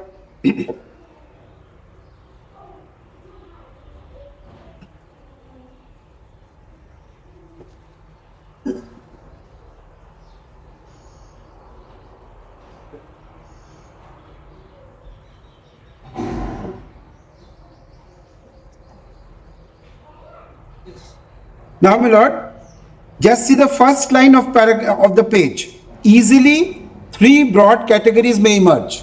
Your lordship sees that? More may exist. That's what, my lord, interests me. More may exist. But let us see what these three are. 104 is the first one. The first one is where the enterprise, like any other, yields profits, but they are siphoned off for altruistic objects. I'm not reading everything. This means, my lord, I may set up a steel plant, but say that the entire profit of the steel plant will go for some altruistic purpose. That's category 1 according to my lords. This is an industry. And my lord, I would tend to agree, because a surplus is generated, it is a commercial venture, surplus is generated, you have decided how you will use the surplus. You will use it for an altruistic purpose. Industry, no problem. There is no reason why that steel plant workers should be deprived. The second one is, the second species is 107. The second species of charity is really an allotropic modification of the first. If a kind-hearted businessman or high-minded industrialist or service-minded operator hires employees like his non-philanthropic counterparts and in cooperation with them produces and supplies goods or services to a lowly and the lost, the needy and the ailing, without charging them any price or receiving a negligible return, people regard him as charitable disposition. This, my lord say, is also industry. Now, my lord, therefore, if he passes on that surplus by generating less surplus, if I priced it correctly, I would get surplus. If I have priced it or I'm giving it free or priced it very little, then I will not get surplus. Then also it is industry.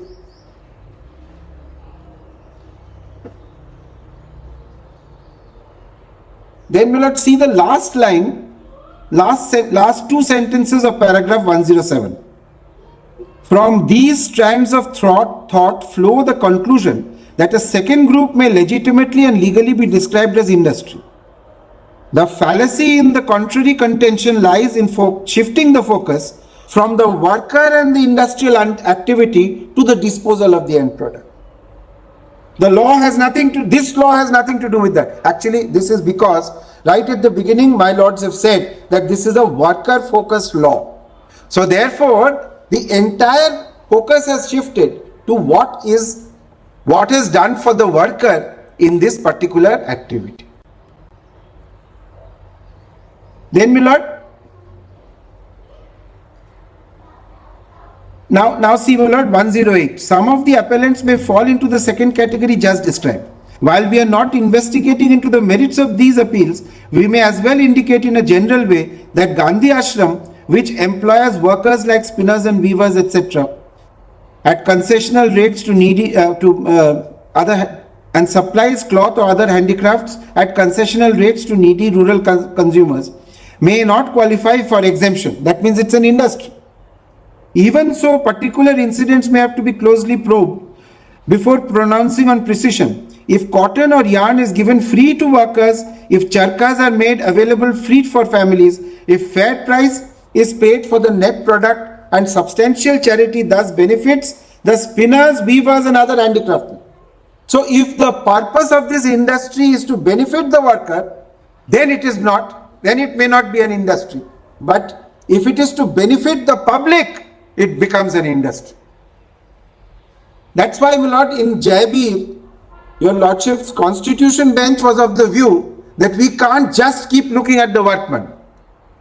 Then, my lord, comes. Gupta, yes. 107. Yes. Why don't you start with what then, so far as the workmen are concerned? Are yes. the workmen really concerned whether it's for a profit motive? I place me. Workman is putting his hard labor. No doubt. No doubt. That is philosophy But that's what has been said in paragraph 107. Milord, one can well, Milord, sympathize. Therefore, when 108 I'll place it. carves out an exception, Yes. the court is conscious Yes. whether you are doing it for the benefit of the workman, excluded. Not for the benefit. I bow down, Milord. I'm going to make a submission that very aspect. And your lordship is right. Let me place that passage. But then, so far as the workmen are concerned, it boots little weather. Boots little. boots, my lord, is a word which I am encountering for the first time here. But, my lord, as Justice Chandrachud Senior told us once, that every word that Justice Krishna Iyer used was actually accurate English.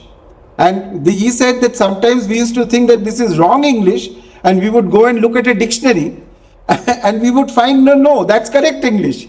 Sometimes we would find that it is old English, 15th century, but it is correct. So he also coined names like Fukushima, Bhopal gas tragedy, and Hiroshima. Yeah.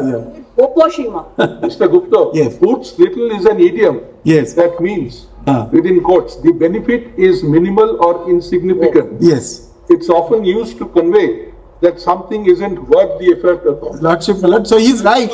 He's right, my lord. That's precisely the point that Senior Justice Chandrachud, who I have only encountered, my lord, as an umpire in an arbitration. I was not, my lord, practicing at that time. Yes. Brooks. So this is correct English. It's not wrong. It's just unusual to us. Modern language English, it's Brooks little. Brooks, yes, correct. Modern English, it is Brooks. But maybe in 15th century. 15th century might mean boots little. Yes, Middle English has changed it. Yes, correct. Whether he makes available the products free to the poor, they contribute labor in return for wages and conditions of service. For them, the charitable employer is exactly like a commercial minded employer. Both extract hard work, etc., etc. Now that is correct. So therefore, where is the focus, Miller? The focus is that if your charity does charity to the workman, then you are a charity. You are not an industry. But if you are doing charity to the public, you are not charitable. So, Miller, that's an attitude, that's an approach. Miller, we are not here to criticize that approach. We are here to see whether that is an approach which ought to, Miller, prevail today in defining the word industry.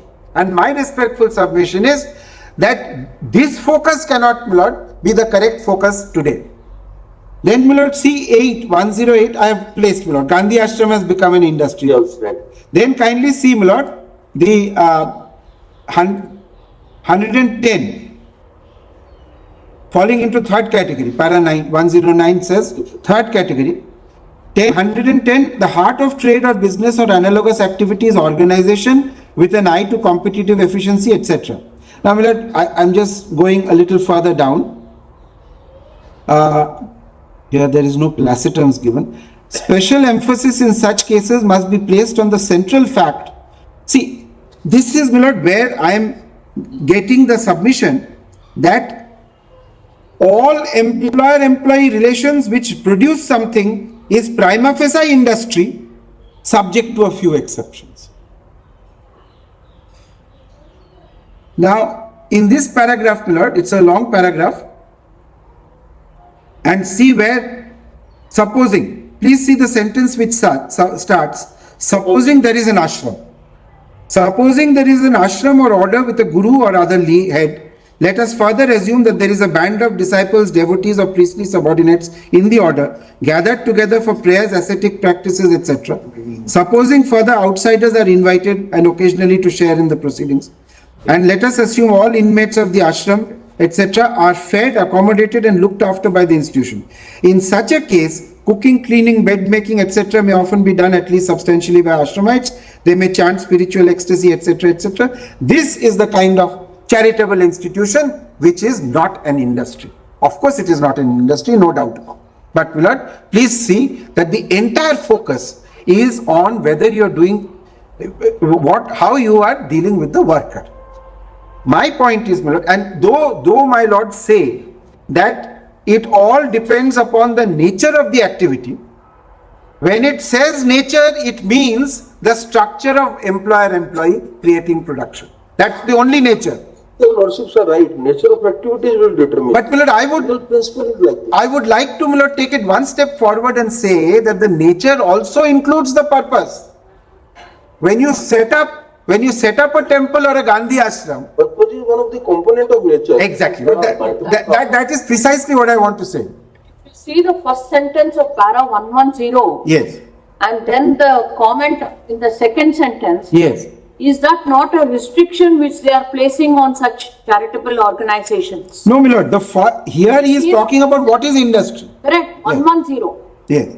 First sentence. First sentence is that the heart of trade or business or analogous activity is organizational with an eye on competitive efficiency by hiring employees, systemizing processes, producing goods and services needed by the community, and obtaining money's worth of work from employees. If such be the nature of operations and employer-employee relations which make an enterprise an industry, the motivation of the employer in the final disposal of goods is not material. That's again that boots little. Same thing as boots little. So Yes. it's material. It's immaterial, correct. Then in the second half of the paragraph, he comes to the actual charitable organization which is not an industry where everybody is participating in it.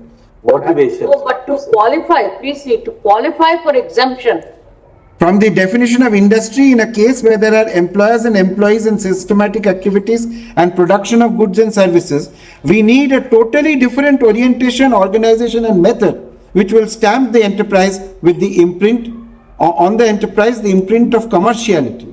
Special emphasis in such cases must be placed on the central fact of employer-employee relationship. If a philanthropic devotion is the basis for the charitable foundation or establishment, the institution is headed by one who wholeheartedly dedicates himself to the mission and pursues it with passion, attracts others to the institution not for wages but for sharing in the cause and its fulfillment, then the undertaking is not industry. they have given what is not industry, even in the case of charitable establishment. So this is the third category which he says is not industry. He said to start with there are at least 3 categories, maybe more. This is the third category which is not an industry. First 2 categories are industry. Now my lord, to continue my lord with what I just now my lord, brought to your lordship's attention, nature will definitely include purpose, and when you ask the question charitable or not, you cannot ignore the purpose of the institution. You cannot say, oh, there is workman and employer, there is production, so therefore. If the nature and purpose of the institution is charitable, then also it is charitable. We understood. Yes.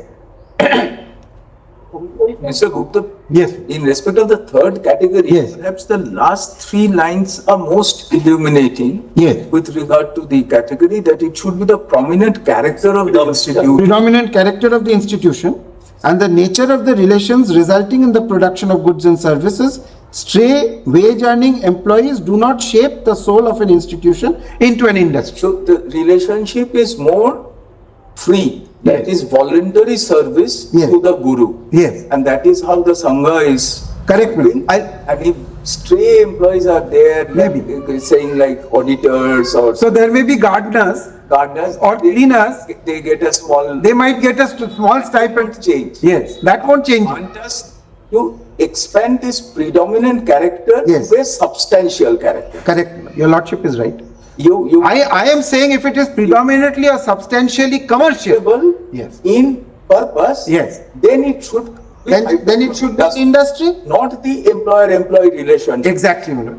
And merely because Today we started We with follow. predominant nature and Gotcha. we are quite sure we will end up there. So he applied the test exclusively on charities. From employee Yes, ma'am. to What He is the applied the dominant? actual correct test. Yes. Exclusively to charities, but the test is actually applicable to the larger to perspective. the larger perspective altogether. But even in charities, he has a restricted view. If you're not, if that person is not part of your organization.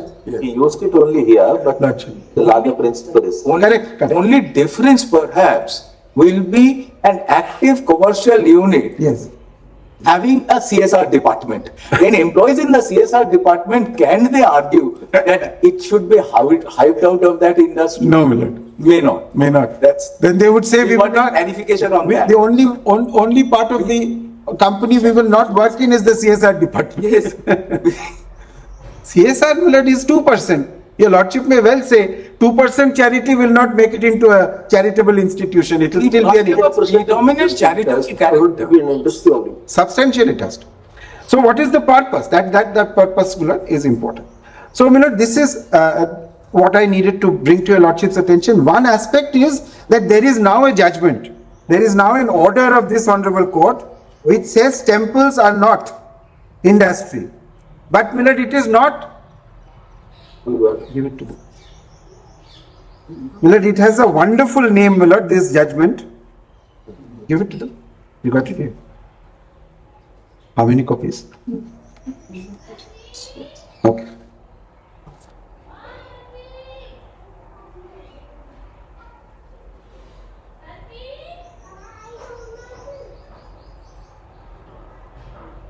The order of your lordships, Milord, where the point has been actually decided very recently.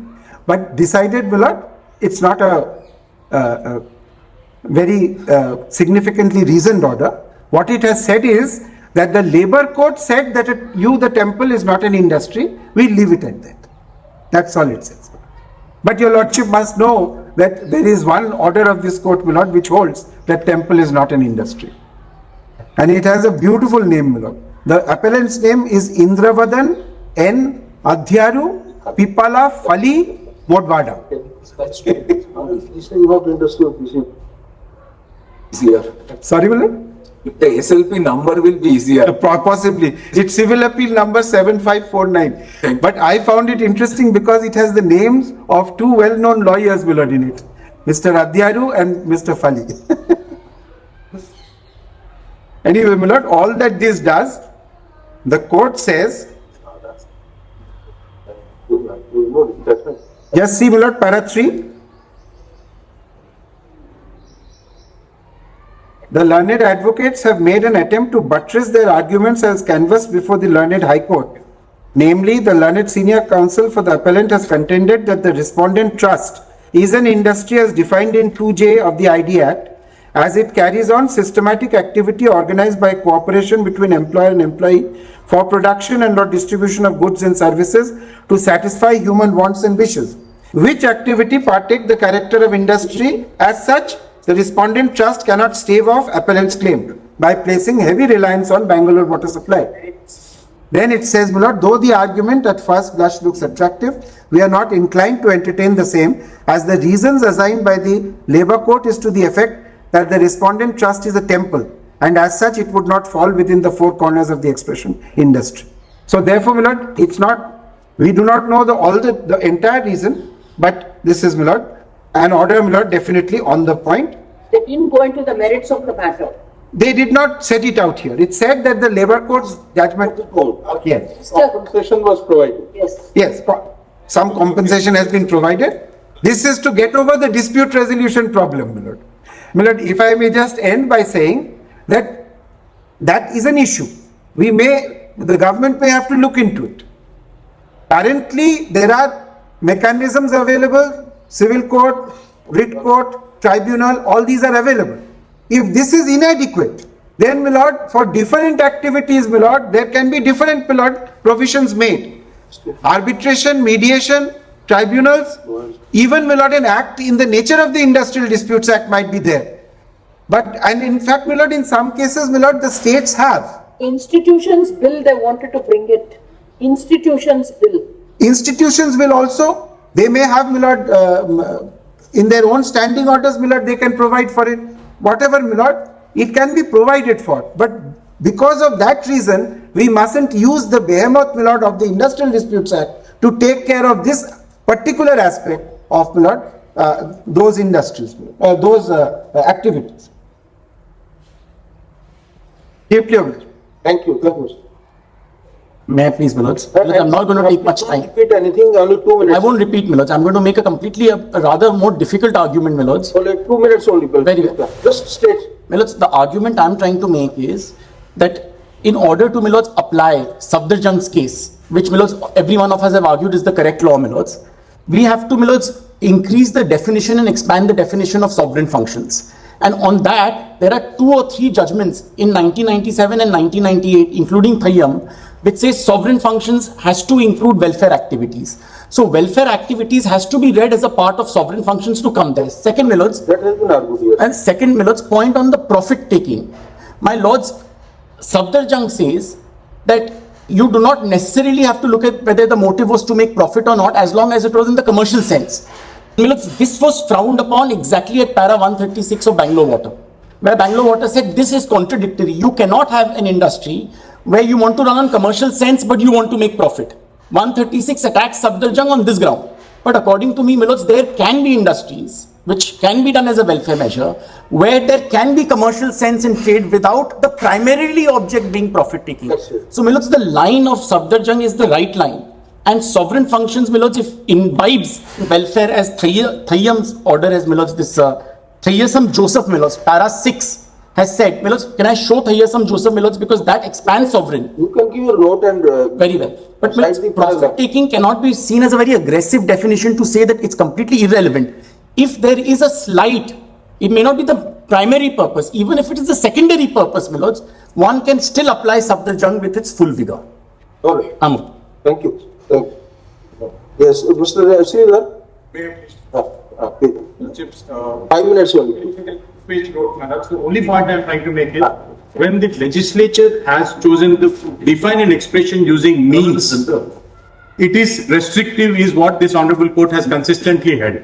Now, not just to kindly see the Industrial Dispute Act, the entire definition clauses, J, K, S, everything is used with an expression means. So therefore, it is a restrictive meaning with respect, my lords, and the restrictive meaning would not permit any interpretation to expand the scope of the coverage of the statute beyond what it has been contemplated under the statute, my lord. That's my respect. I have cited 2 5 judges' judgments on this issue, my lord. Your note is also already there. Yes, my lord. In Justice G.P. Singh's relevant extract. Thank you. Grateful, my lord. Thank you. Yes, Mr. Sikri. 2 minutes. Record. 2 minutes. Just 2 minutes. Start and end. I appear for research organizations, Millets. Now, para 113 of the Bangalore water supply case deals with research organizations with respect limited to research leading to industrial growth and generation of wealth. Because it does not deal with or concern with respect to the kind of research organizations that have been set up by the government, which are under sovereign function, like ICMR, Millets, which was referred to by the Like public sector undertaking. And so all the research have been done is for public wealth and public health and general welfare in discharge of its constitutional obligations and DPSP. So these organizations have not been considered. 113 only refers to very limiting research for industrial growth and generation of wealth. That therefore the original and the research organization that I am appearing for, there is no production, no distribution of services. So even the third wing of the triple test with respect does not get satisfied. So whatever is earned is also regenerated. Triple tax doesn't apply to research institutes. I'm so very grateful, Manoj. That's the argument. And Manoj, these research organizations are not necessarily for growth of industrial wealth or generation of wealth. Manoj. So therefore, they may not be a part of it. Thank you. Thank you. Yes, Mr. Sangwan. As Diana is concerned, we are having USLP is pertaining to forest and irrigation. 3 minutes. I'll not take even more than a minute. So, my submission is, we have already given our written submissions. In my humble submission, as pointed out at the bar earlier, and it came from the bench also. Mainly your forest department. Yes, forest and irrigation. So, both these activities are not covered strictly by the definition of industry. That's my respectful submission. Apart from that, both these departments, they are doing statutory duties, which may not be strictly within the parameters of a commercial enterprise, commercial activity. So, I am adopting the submissions done by the learned Attorney General of India, as well as other colleagues on this side. Otherwise, also now after the arguments are over, from your side, you would like to give a 2-page. You think that based upon these arguments, you need to give a supplementary note? Obliged, we will do that. You can do that also. I will grant you at least 1 week and this time. Only one. Only one copy. And my lords may limit it on some pages, my lord, so that we are not giving the entire thing again. So, 2 pages, my lord, bullet points may be given by us, my lord. Obliged. Thank you. Mr. Verma. Lordship pleases, I beg to appear for the All India Institute of Medical Sciences. You have to argue who is holding aims as an industry. Lordship, this honorable court has held aims to be an industry following Bangalore water supply. Aims to be an industry in Ames versus Raj Singh, which is a 2017 judge. Anyway, we are on lighter side. Hospitals are declared. Lordship, may I just submit? That has been argued at length. I'll just supplement your Lordship. I'll not take more than 2 to 3 minutes. Yes. Mr. Farasat and Mr. Gupta rightly said, your Lordship, that the commercial sense test which has been laid down in Safdarjung ought to be applied by your Lordship in completing the triple test. The triple test is correct, but incomplete. May I just point out, Your Lordship, if Your Lordship may kindly note, Nagpur Corporation had laid down a 5-principle test. Roman 2 and Roman 4 of that test had said that the purpose must be to serve others, not oneself, and it must be done as a commercial transaction. I understand and recognize the fact that despite this test, Nagpur Corporation then held various departments of the corporation to be an industry. But the test, Your Lordship, and this was noted also thereafter in Ahmedabad Textile, where an research institution, and Your Lordship, may I just clarify, aims the primary purpose under section 13 and 14 of the AIMS Act 1956 is research, education, and as an incidence patient care. So the common understanding of AIMS as a hospital arises as an incidental function of research and educational functions. Lordship, Ahmedabad Textiles deprecates the broad application in Nagpur Corporation, holds the research institute therein to be an industry because it says that the research institute was contributing to reduction of cost, optimization and in reaching efficiency. That's Ahmedabad Textiles. Madras Gymkhana also, Your Lordship, follows it. And in fact, the phrase which is used in all of these judgments from D.N. Banerjee onwards till Bangalore Supply is that the word undertaking has to be interpreted in a manner analogous to business and trade. Lordship, that word analogous to business and trade, the limitation and the correct limitation is in a commercial sense as an economic activity is my respectful submission. Now, Your Lordship, therefore, the culmination of all of these principles in Safdarjung, and Safdarjung, Your Lordship, may kindly note, I just give the paragraph number. Paragraph 18 says that a commercial character is something which is brought into existence quite apart from the benefit to particular individuals. Yes, that's one. You have mentioned in your note also. I'm so grateful. Then para 23 of Safdarjung, Your Lordship, I may just emphasize, Your Ladyship Justice Nagaratna had rightly noted in para 110 when Mr. Gupta was reading para 110 that in exculpating charitable organizations from industry, para 110 of Bangalore Water Supply incorporates the commercial sense test. That test is thereafter discarded in para, if I may just give that paragraph number, in Bangalore Water Supply, in para 136, where the Bangalore Water Supply judgment disagrees with and overrules the Safdarjung judgment because it says we are not quite clear what the Safdarjung court meant by commercial sense. But in my respectful submission, para 110, when it exculpates charitable organizations, has in fact understood and correctly applied what commercial sense was. That's number 2. Thereafter, Your Lordship, I've just taken in para 17 and 18 certain illustrations of precedents which Your Lordships have applied in different situations to say that it's not about correctness or incorrectness. There is no binary in Your Lordship's interpretation. Changing situations require changing interpretations. For that purpose, I've mentioned Balco and Z Telefilms as well as Satyavati Sharma in the tenancy context. Lordship, there's one judgment, Physical Research Laboratory, as Mr. Gupta mentioned, a temple judgment. These are mentioned in your note. Page 20, which has held a research institute, although this is impliedly overruled thereafter, to be not an industry even by applying the triple test. This is para 20 of my note. Lordship, just 2 aspects more. I set out what the AIMS Act is, and this is similar to other institutes across the country, JIPMER, PGI, Chandigarh. On account of strike actions, etc., by certain resident doctors at a point of time in the past, the matter went before the Honorable Delhi High Court. In proceedings before the Delhi High Court, because ultimately in an institute such as AIMS, there cannot be a strike to the detriment of patient care. The Honorable Delhi High Court took on record an affidavit by AIMS saying that there will be a permanent negotiating mechanism wherein those who have grievances can negotiate with the employer, can have a bargaining tool with the employer, and therefore resort to collective action under these acts may not be resorted to at the detriment of patient care and research. And that has been constituted, that has been in continuation at AIMS. I wanted to bring that to Your Lordship's kind attention. I'm very grateful. All right, thank you. Yes, Dr. Vivek Shiva, for 2 minutes, not more than that. Lordship, before going to the submission, I will clear only 3 concepts. First, the sovereignty. In Indian Constitution, there is no concept of the British Crown or the sovereign. In India, the sovereignty rests in the people of India because the preamble starts, "We the people of India." In India, nobody is the employee of the sovereign. They are the employees, they are the servants of the people of India. Now, when we are talking about the sovereign function, the definition of industry, the subject matter is the definition of industry. That is not hampering, not doing any problem in the performance of the sovereign function, so-called sovereign function. I am using the word the so-called sovereign function because the subject matter, the definition of industry only provides some social security benefits like minimum wages, etc. to the workmen who are also the employees and also the Indian citizen. So that's why if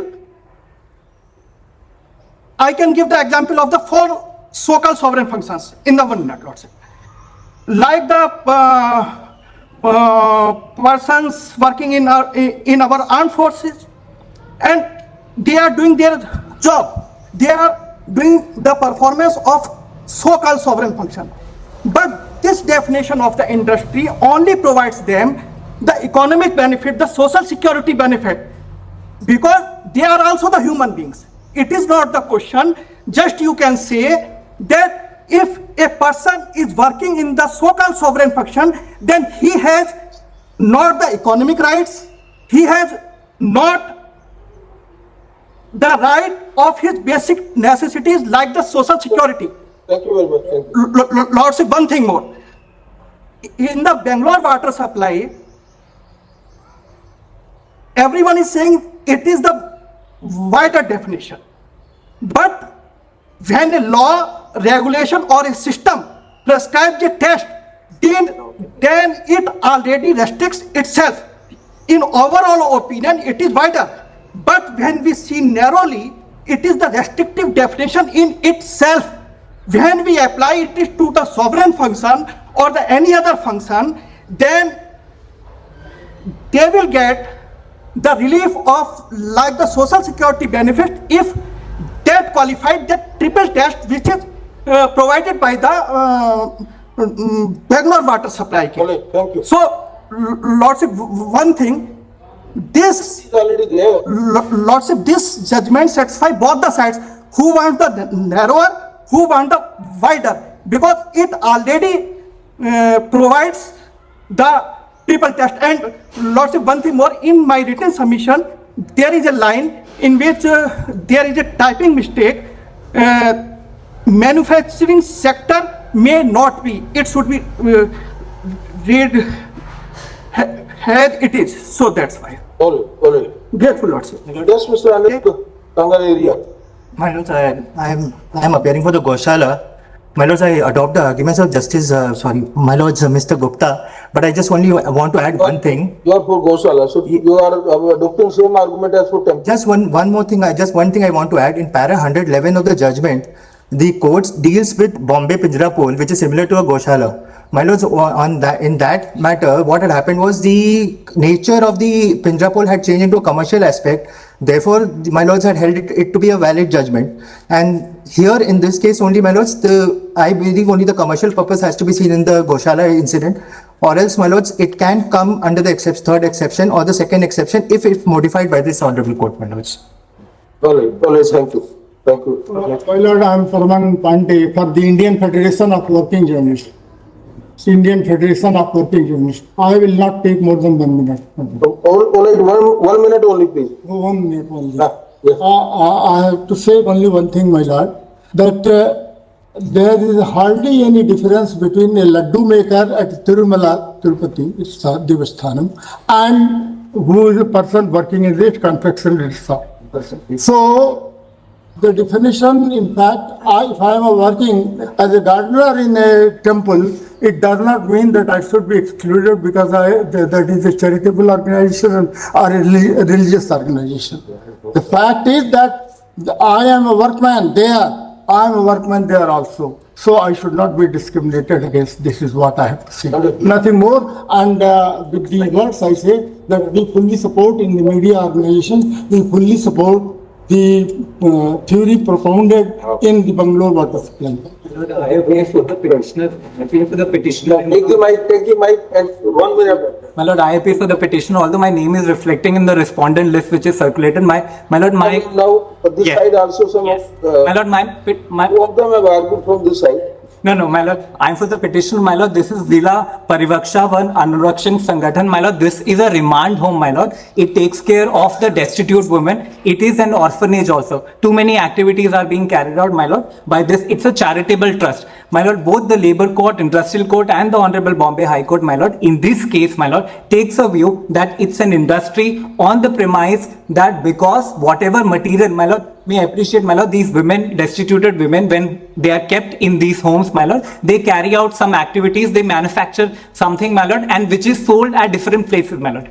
Only on the ground that some profit is being generated from that activity, my lord, we are included in industry. In my respectful submission, my lord, that cannot be a case because this is primarily for the betterment of children, my lord. These are all factual issues. Suppose in the name of a orphanage, or if you are actually running an industry, then you are in. My lord, we are put under, my lord, in Bangalore water supply, my lord, para 102, my lord, we are classified in the second category where. Bangalore water supply, if you fall 110, probably you can seek exemption. If you and my lord, we are put in a category 2 where some manufacturing is taking place, and therefore, my lord, we are told to be industry, my lord. In my respectful submission, my lord, because the sovereign function is being carried out, my lord, it's not only in respect of the statutory laws, also the international laws wherein we are taking care of the children, my lord, we are taking care of the destitute women. Therefore, it's only a charitable institute, only it's being funded by the government, it runs only on the donation, and therefore, in my respectful submission, that can. Some granting it.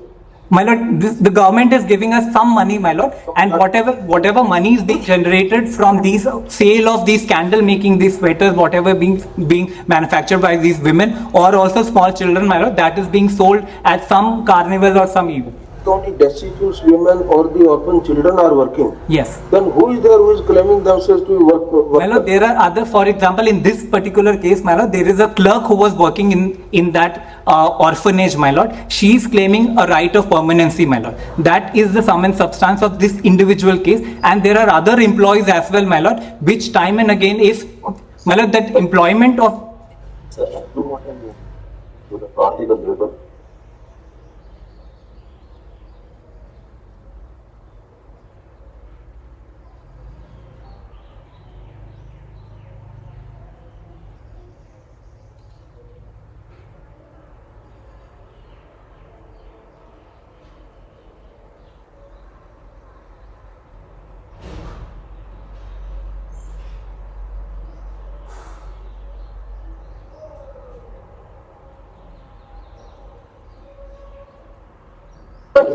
Yes, my lord, the Labour Court, my lord, she was terminated, my lord, she was appointed under a project which is organized by Sir Dorabji Trust.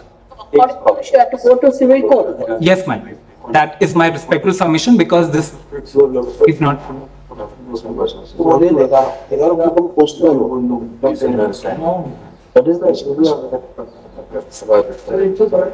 I will file my written submission, my lord. I have prepared. How many, on average basis, this dispute arose when? My lord, this dispute dates back to 1990s, my lord. 1990s? Yes. My lord, it travelled throughout from Labour Court. In your writ petition, in your SLP, yes, have you disclosed that how many orphans and how many destitute women have been staying there in your? My lord, in the petition it's not mentioned, but we have given the constitution which shows what is the exact purpose for which this. No, constitution, people have very beautifully written constitution, but then actual activities are different. Before the Honorable Labour Court, my lord, we have. Again, we are not on the question. We are only wanting to know that how many children and women were there on average basis the last 10 years or so, and how many employees are there. I will put that in my written submission. And how many assistant staff is there? Yes, I will put that in my, because my lord, there is.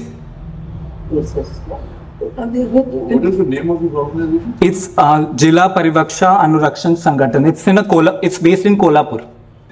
Did that employee go directly to the Labour Court, or was there a conciliating officer who was referred to settle the dispute? My lord, it was. Say it commenced. You don't need repeat. My lord, the respondent, she was appointed as a clerk, my lord.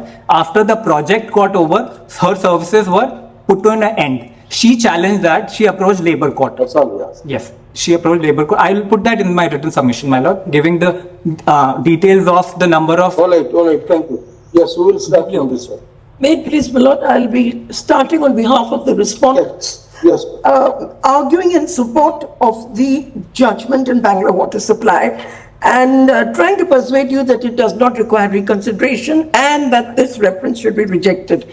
But Lord, it's not a very opportune time to begin because all of you must be very busy, very hungry. But nevertheless, Lord, I'll make a bold attempt to at least tell you what will be the trajectory of my argument and then substantiate it later with reference to documentation, case law, etc., etc.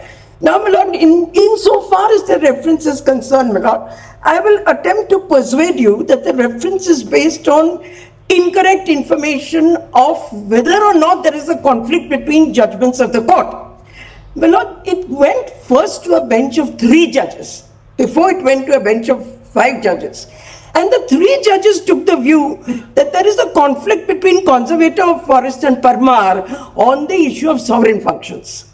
Now, on the assumption that there is a conflict, they referred the papers to the Chief Justice, who then placed it for a bench of 5 judges.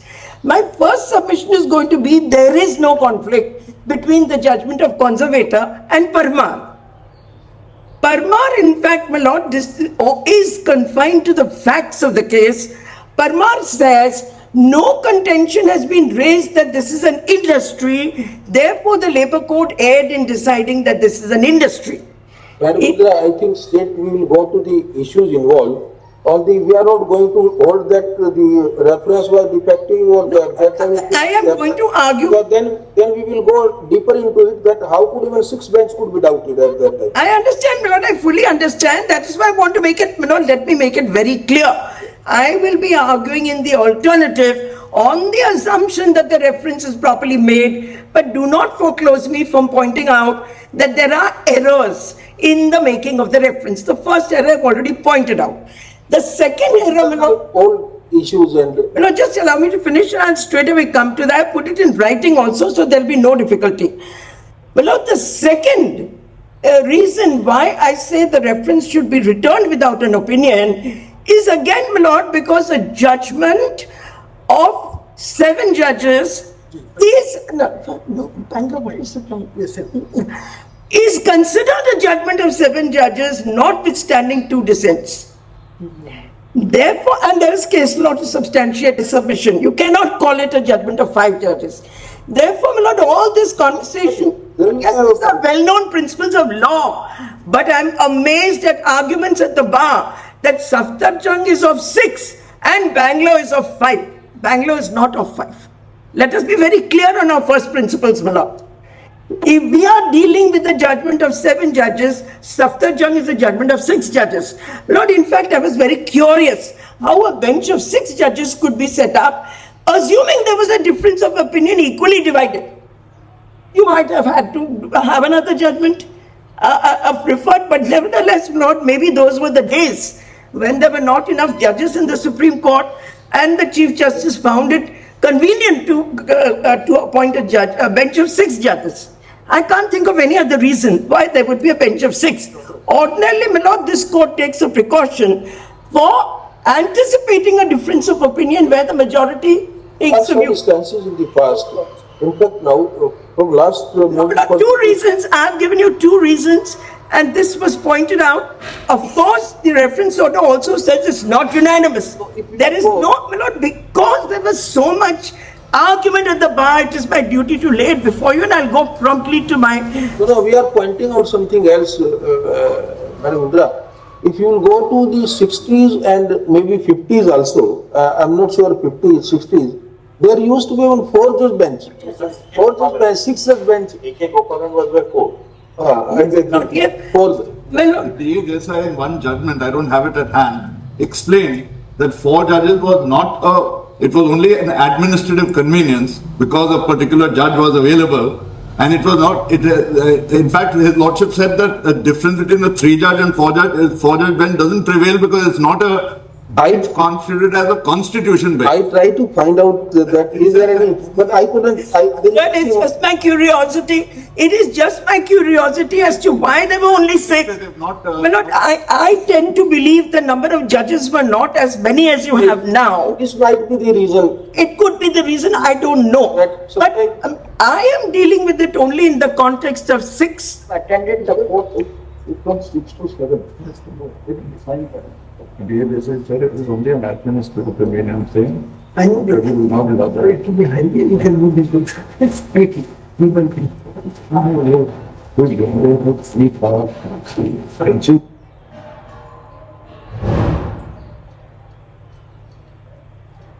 The 7 order. The matter reached the 7-judge bench in Bangalore. There is a. It's a 7 judge, it's a decision of 7 judges. Last sentence in 2005, the reference. No. Bangalore bench.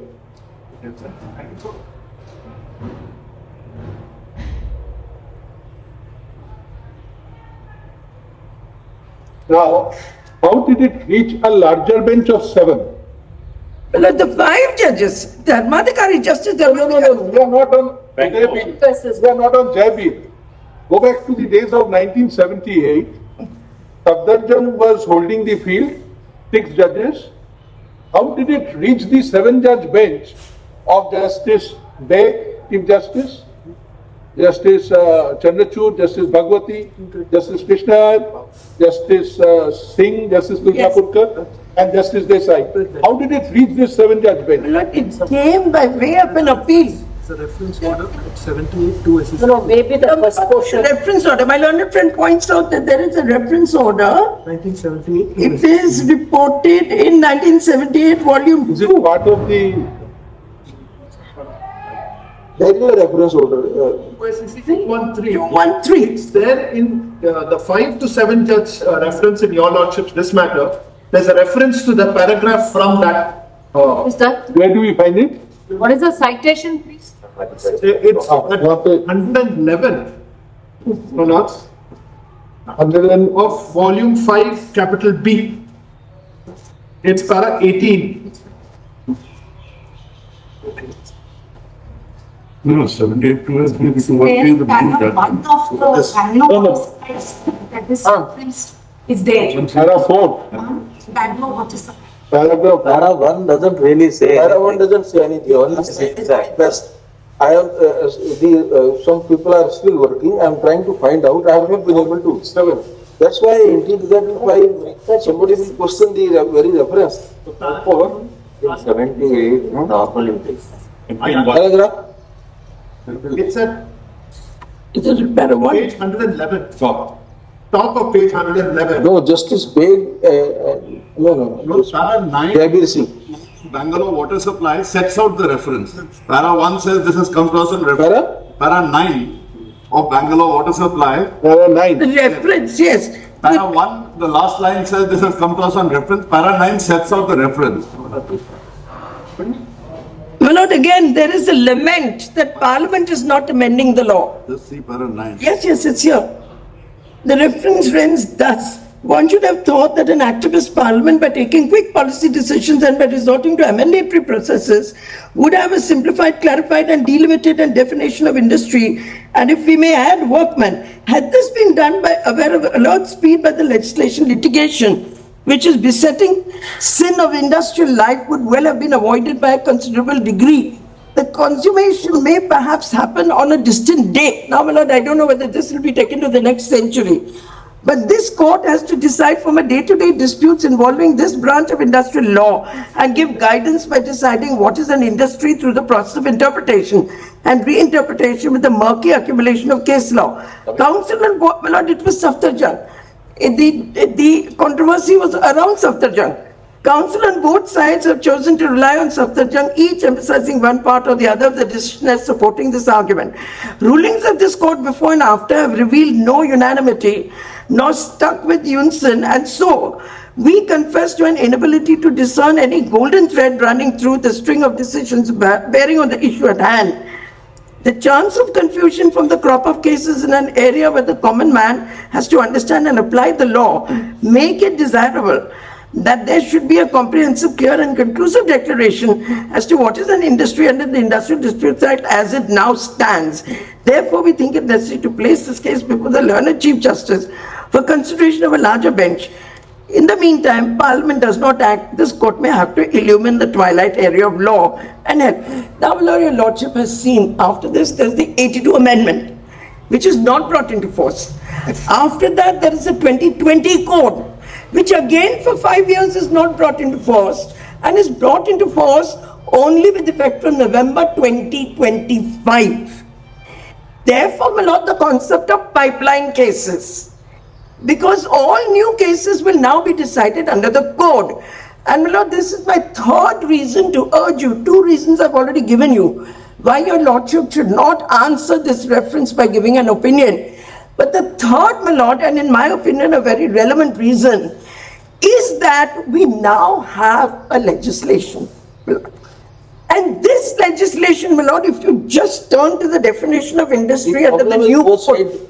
The problem will be both sides, Madam Indra. Yes. Your argument is to preemptory nature. Yes. To say that we should not comment on 2025, 2020 yes, Act because probably now you say you are planning to challenge. Yes, my lord. Now what will happen?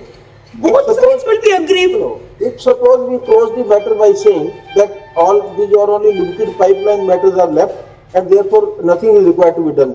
Tomorrow the Bangalore water supply will be followed in interpreting that very provision. Therefore, whatever reference there is had to be answered on merits. No, with those cases will be decided on their own. The judgment that you render in this reference will affect both sides one way or the other. You will either have complaints coming from the workers or you'll have complaints coming from the employers. Both sides are going to be. One moment, Lord, before we break lunch, just read the definition of industry under the new law. That's all I want to point out. And then see what impact this reference is going to have on this definition. But I'll read it. Industry means a systematic activity carried on by cooperation between an employer and a worker, whether such worker is employed by such employee directly or by or through an agency, including a contractor, for the production, supply and distribution of goods or services with a view to satisfy human wants or wishes, not being wants or wishes which are merely spiritual or religious in nature, whether or not capital has been employed for the purpose of carrying out such activity or such activity is carried on with the motive to make gain or profit. Lifted from Bangalore water supply. Every sentence, every word in this code is lifted from Bangalore water supply. Legislative endorsement of the Bangalore water supply judgment that you don't need a profit motive, that you don't have to see whether capital is employed or not employed. Yes. The problem for us comes in the exclusions. Yes. Now come the exclusions. An activity is carried on but does not include institutions organized or managed by organizations wholly or substantially engaged in any charitable. Now, we'll not very carefully just deconstruct this. Charitable to social. I am not aware of any legal definition of the word social. I have heard of social welfare. I have heard of socio-economic rights. But what does social mean? I found that word existing in law only in CSR, corporate social responsibility. And if you go to the schedule under that act, it covers every known form of human activity, everything, total. And then a philanthropic service. Then comes sovereign functions which are again not defined except in an inclusive manner. Our problem is that now we are not looking toward the definition of the new act at all. Because if we look into it, that means we are commenting on it. No, but I fail to understand how this reference can be answered without deciding whether charities are covered by the definition of industry under the old law. And if you in a 9-judge bench give a decision that they are not covered, you are upholding this law. No. You are upholding the 20 code. That's why we said we will only confine to the interpretation of what the definition was but there in this. By what methodology of law? Because you will have to decide whether the exclusion of charitable is right or wrong. Madam, What methodology? Madam, please. Will you come to that conclusion? Madam, please consider this also. What's the act yesterday? The ratio in Bangalore Yes. was anticipating a parliamentary action. It was. And because of that, and paragraph in all probability 147, Justice Iyer says, this is a stopgap definition awaiting legislative response. Now, the legislative response has come after 50 odd years. Yes. But that does not, in our understanding of interpreting Bangalore in the light of today's perspective, give any color to the legislative exercise as to its constitutionality. Even if we hold that Justice Jaswant Singh's more wide definition of charity would carve out from the definition of industry as the correct definition, it does not have an impact as to excluding charity in the new industrial relations code would be anyway commented positively or otherwise. We are just seeing whether the ratio in Bangalore was correctly decided in the perspective of the 47 Act definition. I understand. I understand. 25 Act definition. I understand, my lord. Just one small comment on that, my lord. Just one Singh's judgment. We would be careful to add a caveat always that our interpretation is in reference to the repealed law and not in reference to the 2025 code. My lord, I appreciate that, my lord, I appreciate that. But I'm only pointing out to you, I will read at the appropriate time learned Jaswant Singh's judgment. He doesn't deal with the question of charity, he disputes the triple test. He doesn't agree with the triple test, which now finds legislative endorsement without any reasons, my lord. I'll point out to you, with no disrespect meant to the judge. My lord, if anything, somebody said Justice Beg's judgment was hurried. If anything, if you read Justice Jaswant Singh's judgment, it reads like a hurried judgment. I don't wish to make any, it's not derogatory or pejorative, my lord. It's a question of how people write their judgments. Some people can argue Krishna wrote two long judgments. I once had occasion to ask him, sir, why do you write such long judgments? I asked him that question, my lord, in a personal meeting with him. His answer to me was, at least that way judges get to read something. That was his answer, Lord.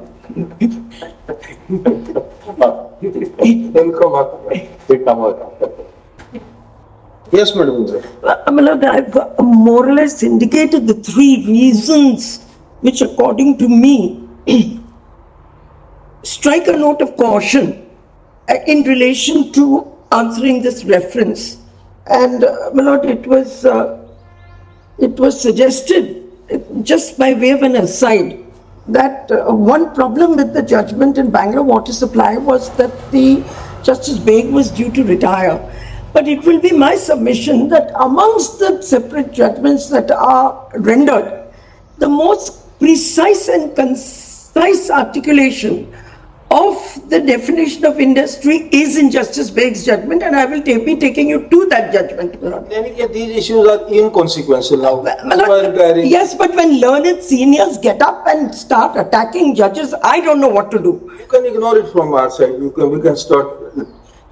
Very well. Very well, Lord, but I just wanted to point it out that I will be drawing your attention to Justice. Lord, on the merits of the case. Yes, why not? I will put it all in writing and I'll give it to you. This is only to indicate to you how my argument is going to flow. On the merits of the case, it is going to be my submission that Bangalore water supply has been decided according to classical principles of interpretation of statutes. Now, what are these classical principles, Milord? There are classical principles for interpreting what are known as beneficial statutes. And the Industrial Disputes Act has been characterized by several judgments of this court as a beneficial statute. Now, the classical principles are, look at the provisions of Part 4 of the Constitution, read the plain meaning of the section, look at the object of the Act, read the preamble, see how the Act achieves that object, and interpret the words according to those principles. Maxwell, Hayden, Take it from anywhere you want to take it. These are classical principles, my lord. And my submission is these classical principles have been used in Bangalore water supply to come to the conclusion they have come to.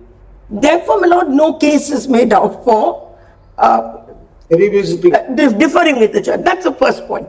Second thing is, when I say it's a beneficial statute, what do I mean by that? My interpretation of that.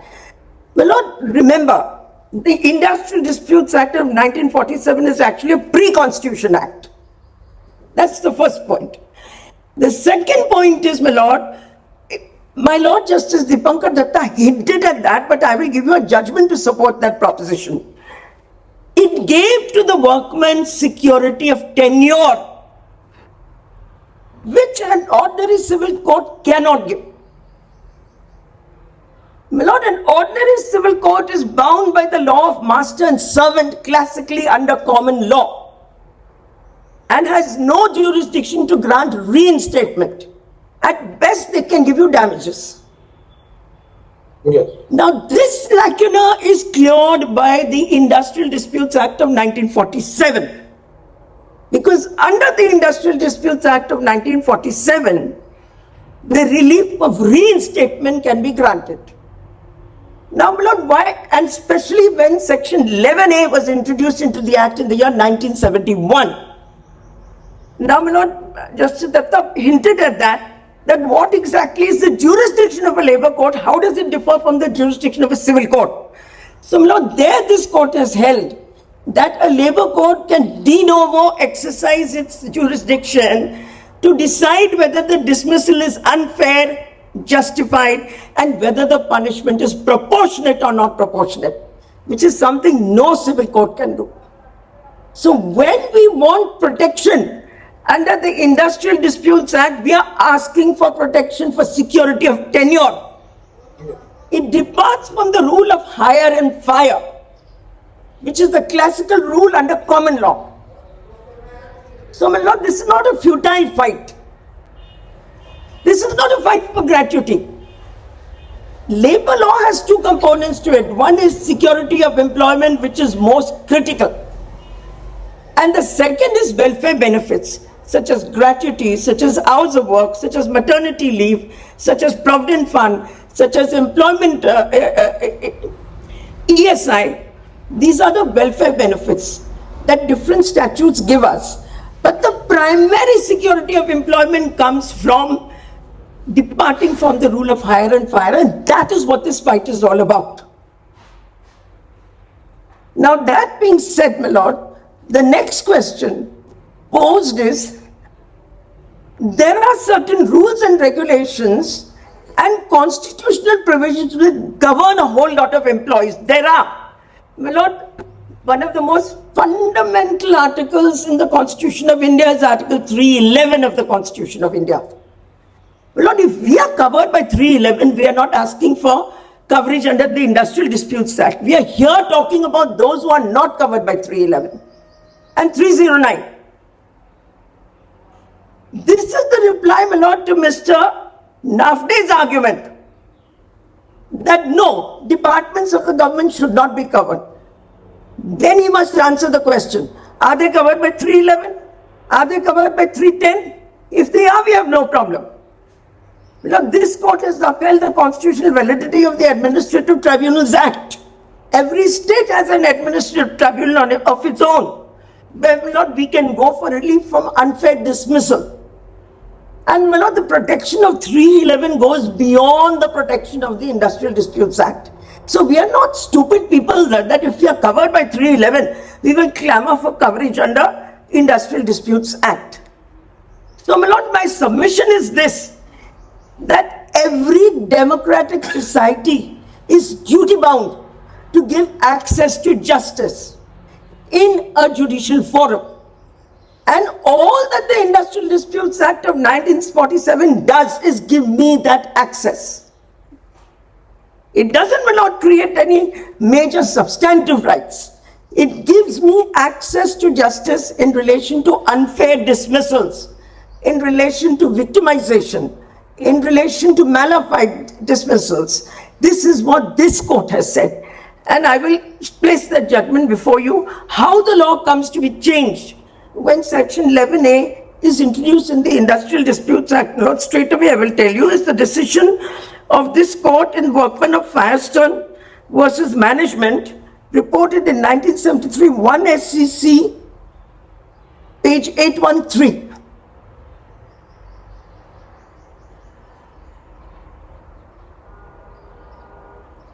There was, my lord, a tangential challenge to the introduction of Section 11A into the Industrial Disputes Act, which granted the relief of reinstatement.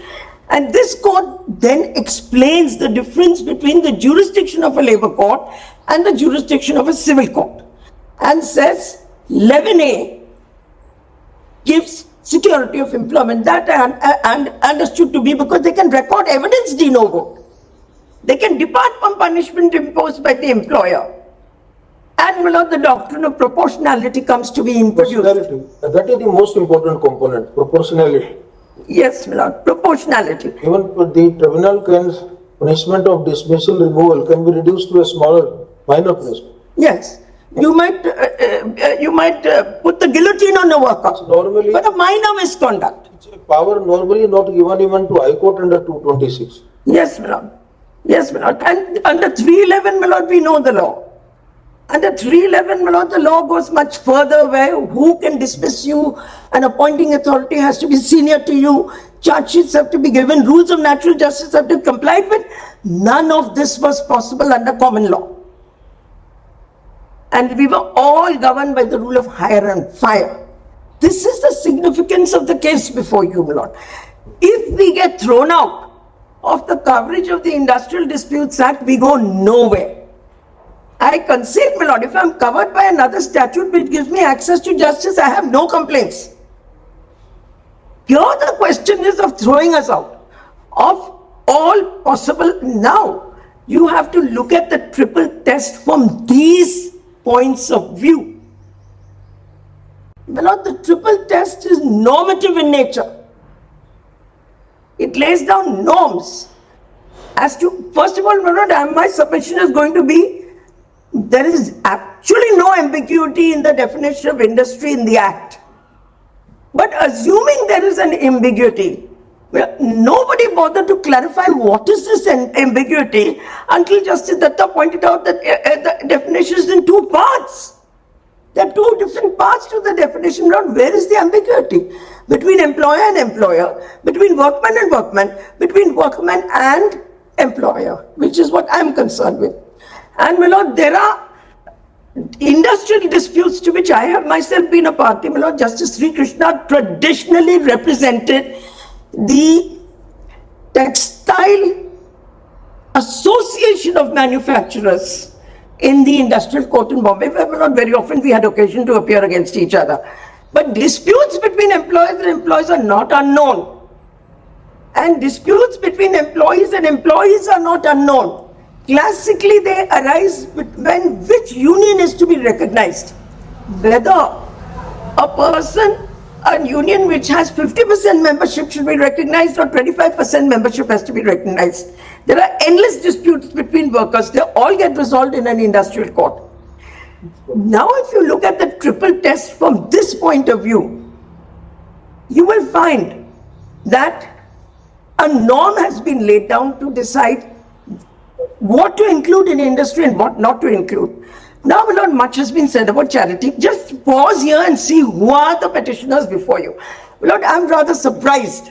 I was expecting, traditionally, my lord, over the years, we have faced private employers in a court of law. Firestone, 1971 judgment is a private employer. Today, who's come before you? All the states. Does it not surprise you? Where are the private employers? They're not here. Is this a surrogate fight for them? And, my lord, regardless of who's in power in a state, all the states are arguing. They want this thing, the judgment overruled. Whether it's Punjab or Karnataka, makes no difference. They're all arguing the same thing. They have a common interest to protect. Lord, I don't understand. If that is the case, why did the 2020 court lift the definition of industry from Bangalore water supply and codify it. And somewhere, my lord, in his judgment, Justice Krishna says that a definition is the distillation of jurisprudence of law. A careful definition has been put there. Our problem, as I told you, is when you come to the exclusions. And even here in this reference, what is the main argument over here? Only if it is a profit motive, then you call it an industry. That is the argument of all the people, shorn of all other verbiage. This is the one single thing that they are arguing before you. Only if there's a commercial, some dressed it up in semantics. Some said there must be a commercial motive. What is that? Some said distinguish between profit and surplus. What is the distinction? Surplus comes from profit. So therefore, my lord, this is the single attack on this judgment, that charity should be excluded from the purview of this act. Now, my lord, to that the answer is very simple. The answer is charity begins at home. Justice Krishna says, yes, by all means you do charity to everybody you want to do, but have you done it to your workers? How is your worker concerned if your worker comes to you and says, give me a fair wage? What will you tell him? That I'm a charitable institution, I'm doing charity to the world, but I will not give you a fair wage. This is the issue, my lord.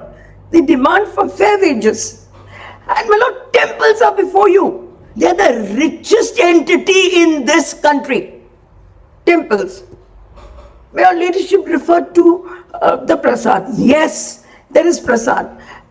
Justice Krishna deals with that. He says the spiritual aspect may not concern us, but the person who's making a laddu in the department, what about his wages?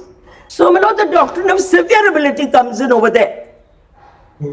Justice Chandrachud points out that you talk of sovereign functions, but a mint, a worker working in a mint, producing a coin, production of coins is a sovereign function.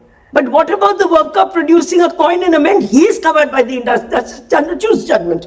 Why be Chandrachud's judgment in this separate judgment?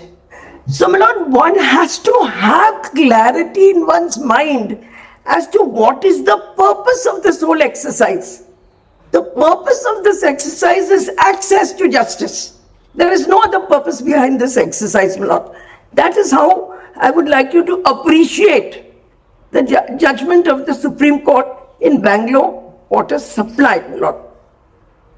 Now, my lord, that being said, as I said, I have filed my written submissions. First of all, my lord, Bangalore water supply, Paston, I don't think was on the record of the case. If you allow me, I'll just hand over the copies.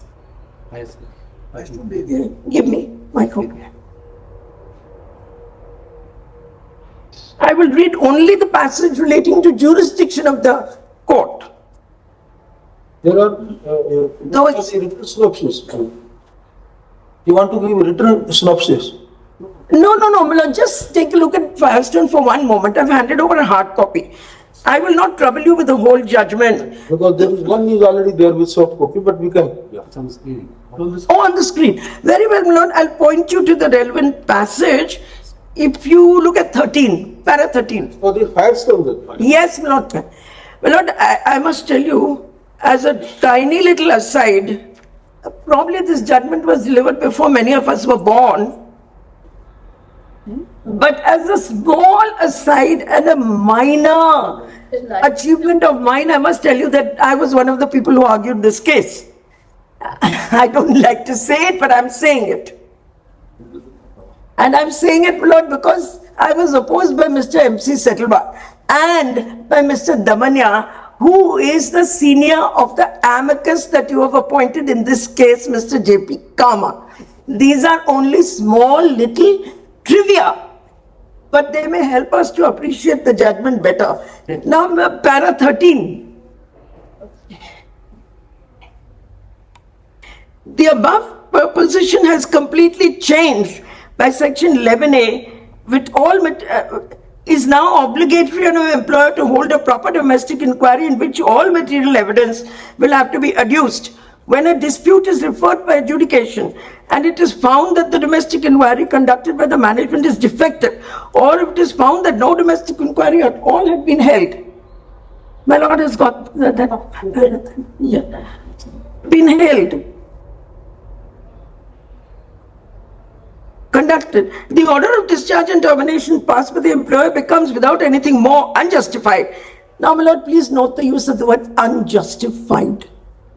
It goes beyond a formal appreciation of the dismissal. And the Labour Tribunal has no option but to direct the reinstatement of the workman in concern as his discharge or dismissal is illegal. Even the case where a domestic inquiry has been held and finding of misconduct recorded, the Labour Tribunal has now full power and jurisdiction to reappreciate the evidence and to satisfy themselves whether the evidence justifies the finding of misconduct. Even if the inquiry proceedings are held to be proper and the finding of misconduct is to be accepted, the tribunal now has the power to consider whether the punishment of dismissal or discharge was necessary for the type of misconduct of which the workman is found guilty. In such circumstances, the tribunal can also give any other relief to the workman, including imposing lesser punishment.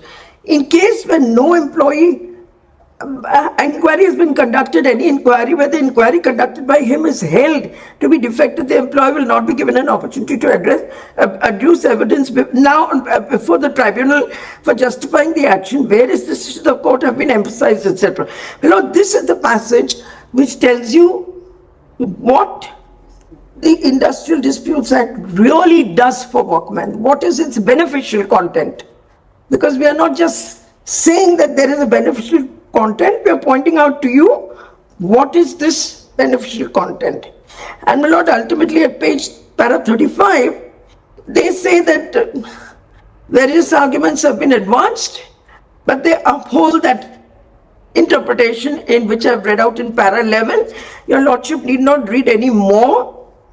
And just see para 50, again, the same considerations. The legislature in section 11A has made a departure in certain respects in the law as laid down by this court. Now, my lord, the law as laid down by this court went on classical principles of hire and fire. For the first time, power has been given to a tribunal to satisfy itself whether misconduct is proved. This is particularly so, as already pointed out by us, regarding even findings arrived at by the employer in an inquiry properly held.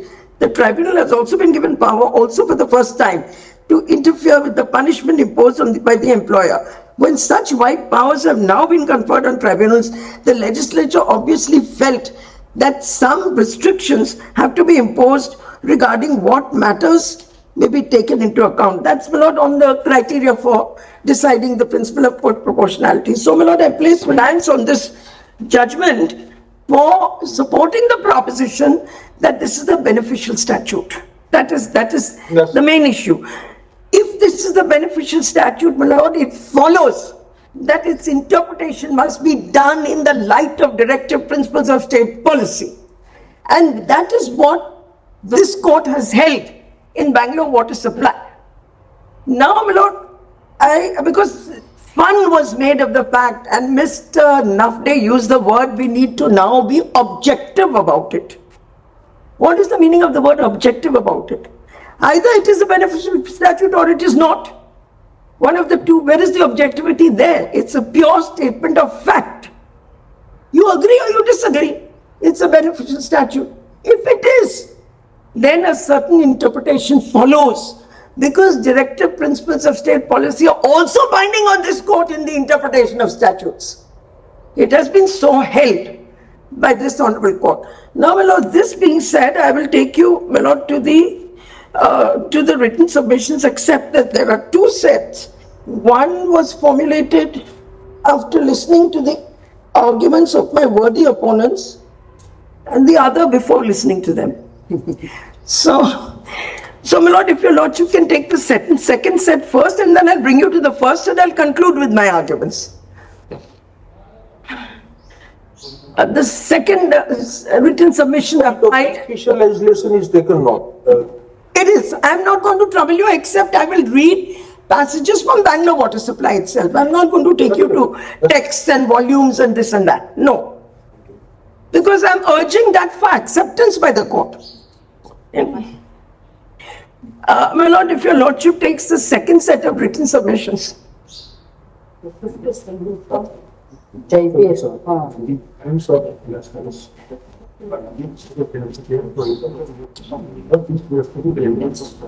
the wrong place. It's for the work plan. Yes. This foundation is from our The solution section of repertoire. It was written. Lord, I won't take up too much of your time. I'll run you through this quickly because by now we are probably suffering from fatigue also. So it's true, my lord, even I am suffering from fatigue. What do I do?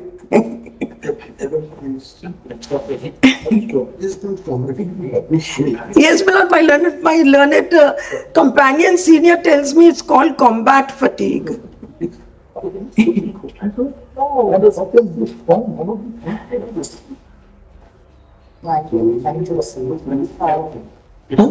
Combat fatigue, yes.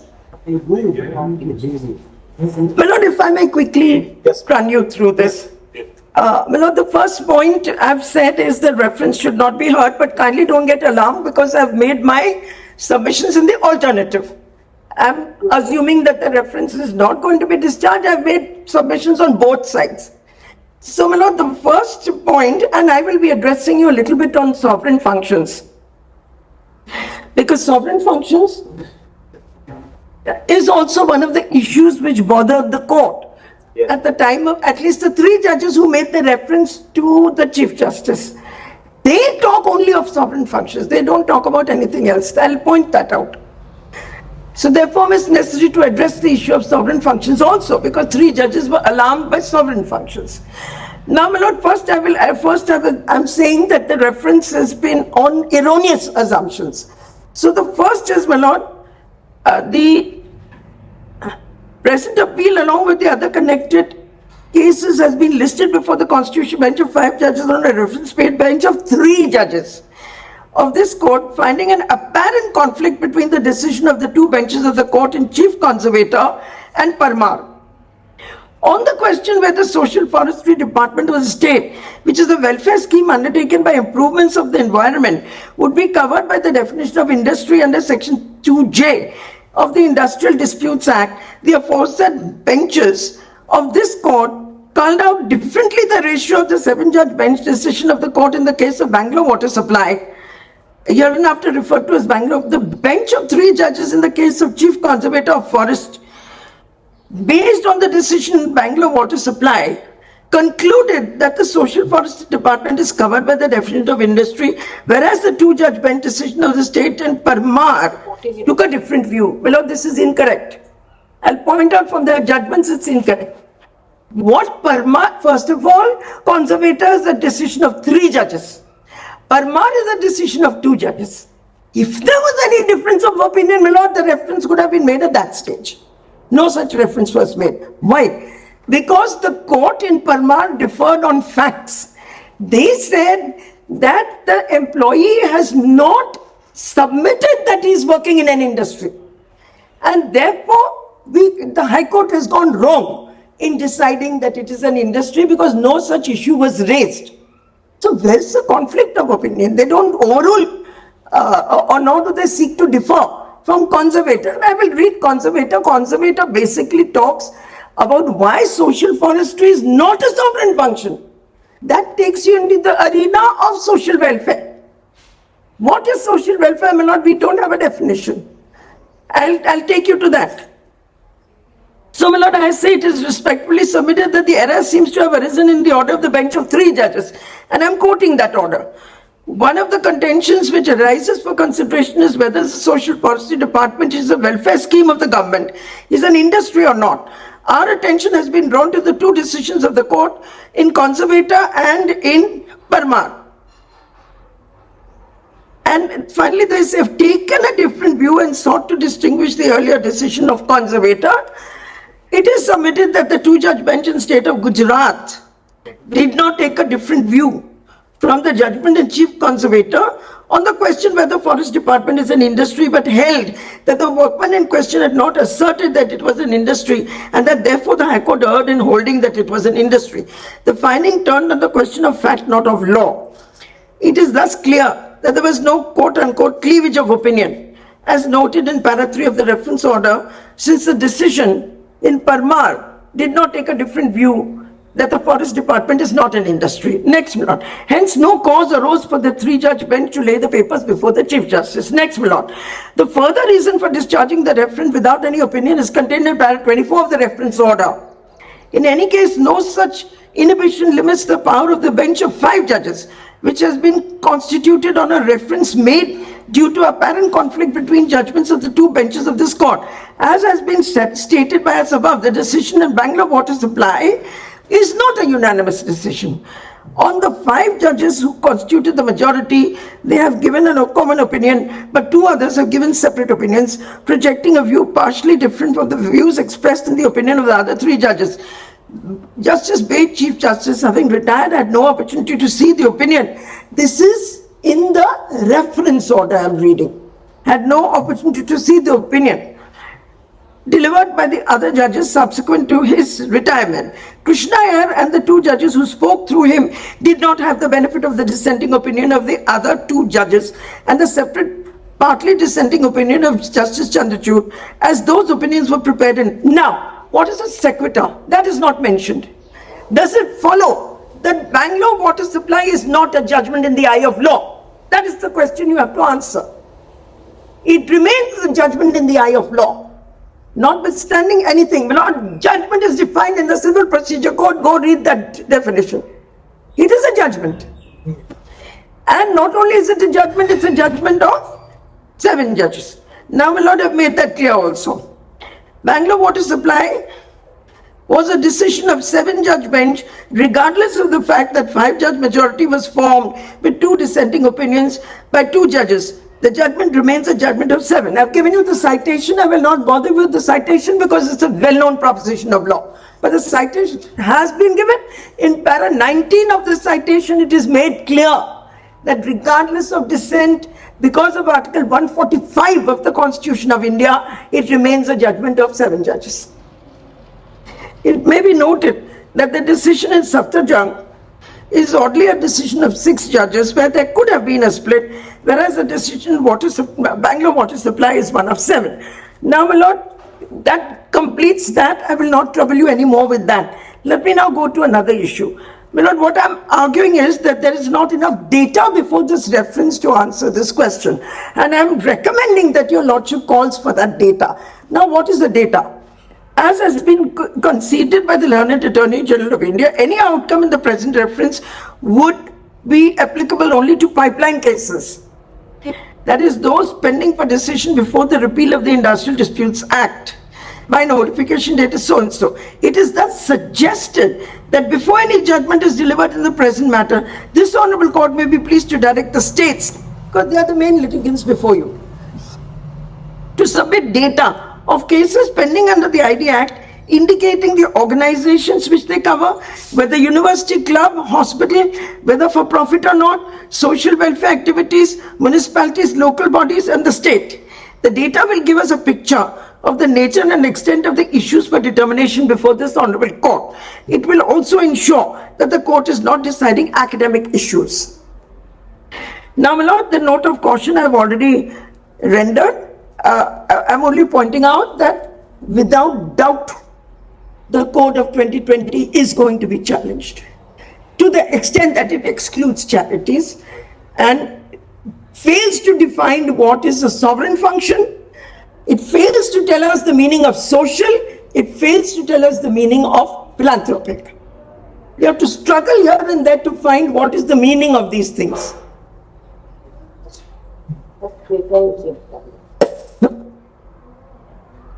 Now, my lord, I am moving on to the merits of the issue.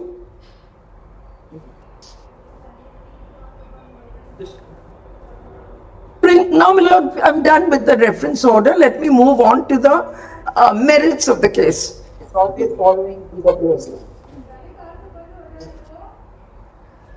Principles of interpretation, this is what I said are the classical principles, my lord. I'll just read it out, culled out from the judgment itself. At the outset, it is stated that the submissions herein below are without prejudice to the above submissions.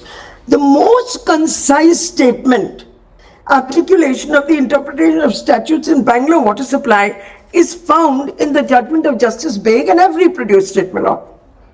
The method which has been followed, whether it is called interpretation or construction of a part of an organic whole, pause here for a moment, my lord. We are only urging before you to read the statute as an organic whole, which is what Justice Krishna did, in which the statute, its objectives, its past and its direction for the future, its constitutional setting are all parts of this whole, which this, with their correlated functions. Perhaps it is impossible in adopting such a method of interpretation, which some may still consider unorthodox, a certain degree of subjectivity. But our attempt should be not to break the well-established principles of interpretation. In doing so, progressive, rational and beneficial modes of interpretation import and fit into the body of the old what may be new. It is a process of adaptation for giving new vitality in keeping with the progress of thought in our times. All this, however, is not really novel, although we may try to say it in a new way. If one keeps in mind what has been laid down in the Haydn's case, referred to by my learned brother Justice Krishna, well-known principle that a statute must be interpreted as a whole in the context of all the provisions of the statute, the object, the preamble and the function of various provisions, the true meaning may emerge.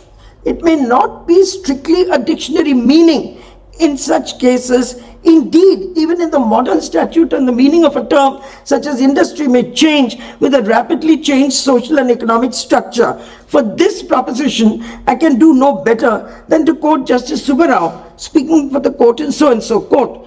The legal position may be summarized thus: the maxim contemporario expositio, as laid down by Cook, was applied to construing ancient statutes but not to interpreting acts which are comparatively modern. There is a good reason for this change in the mode of interpretation. The fundamental rule of construction is the same whether the court is asked to construe a provision or an ancient statute or a modern one, namely where it is expressed intention of the legislature. It is perhaps difficult to attribute to the legislative body functioning in a static society that its intention was couched in terms of considerable breadth as to take within its sweep the future developments comprehended by the phraseology used. It is more reasonable to confine its intention only to the circumstances obtaining at the time of the law was made, but in a modern progressive society, it would be unreasonable to confine the intention of a legislature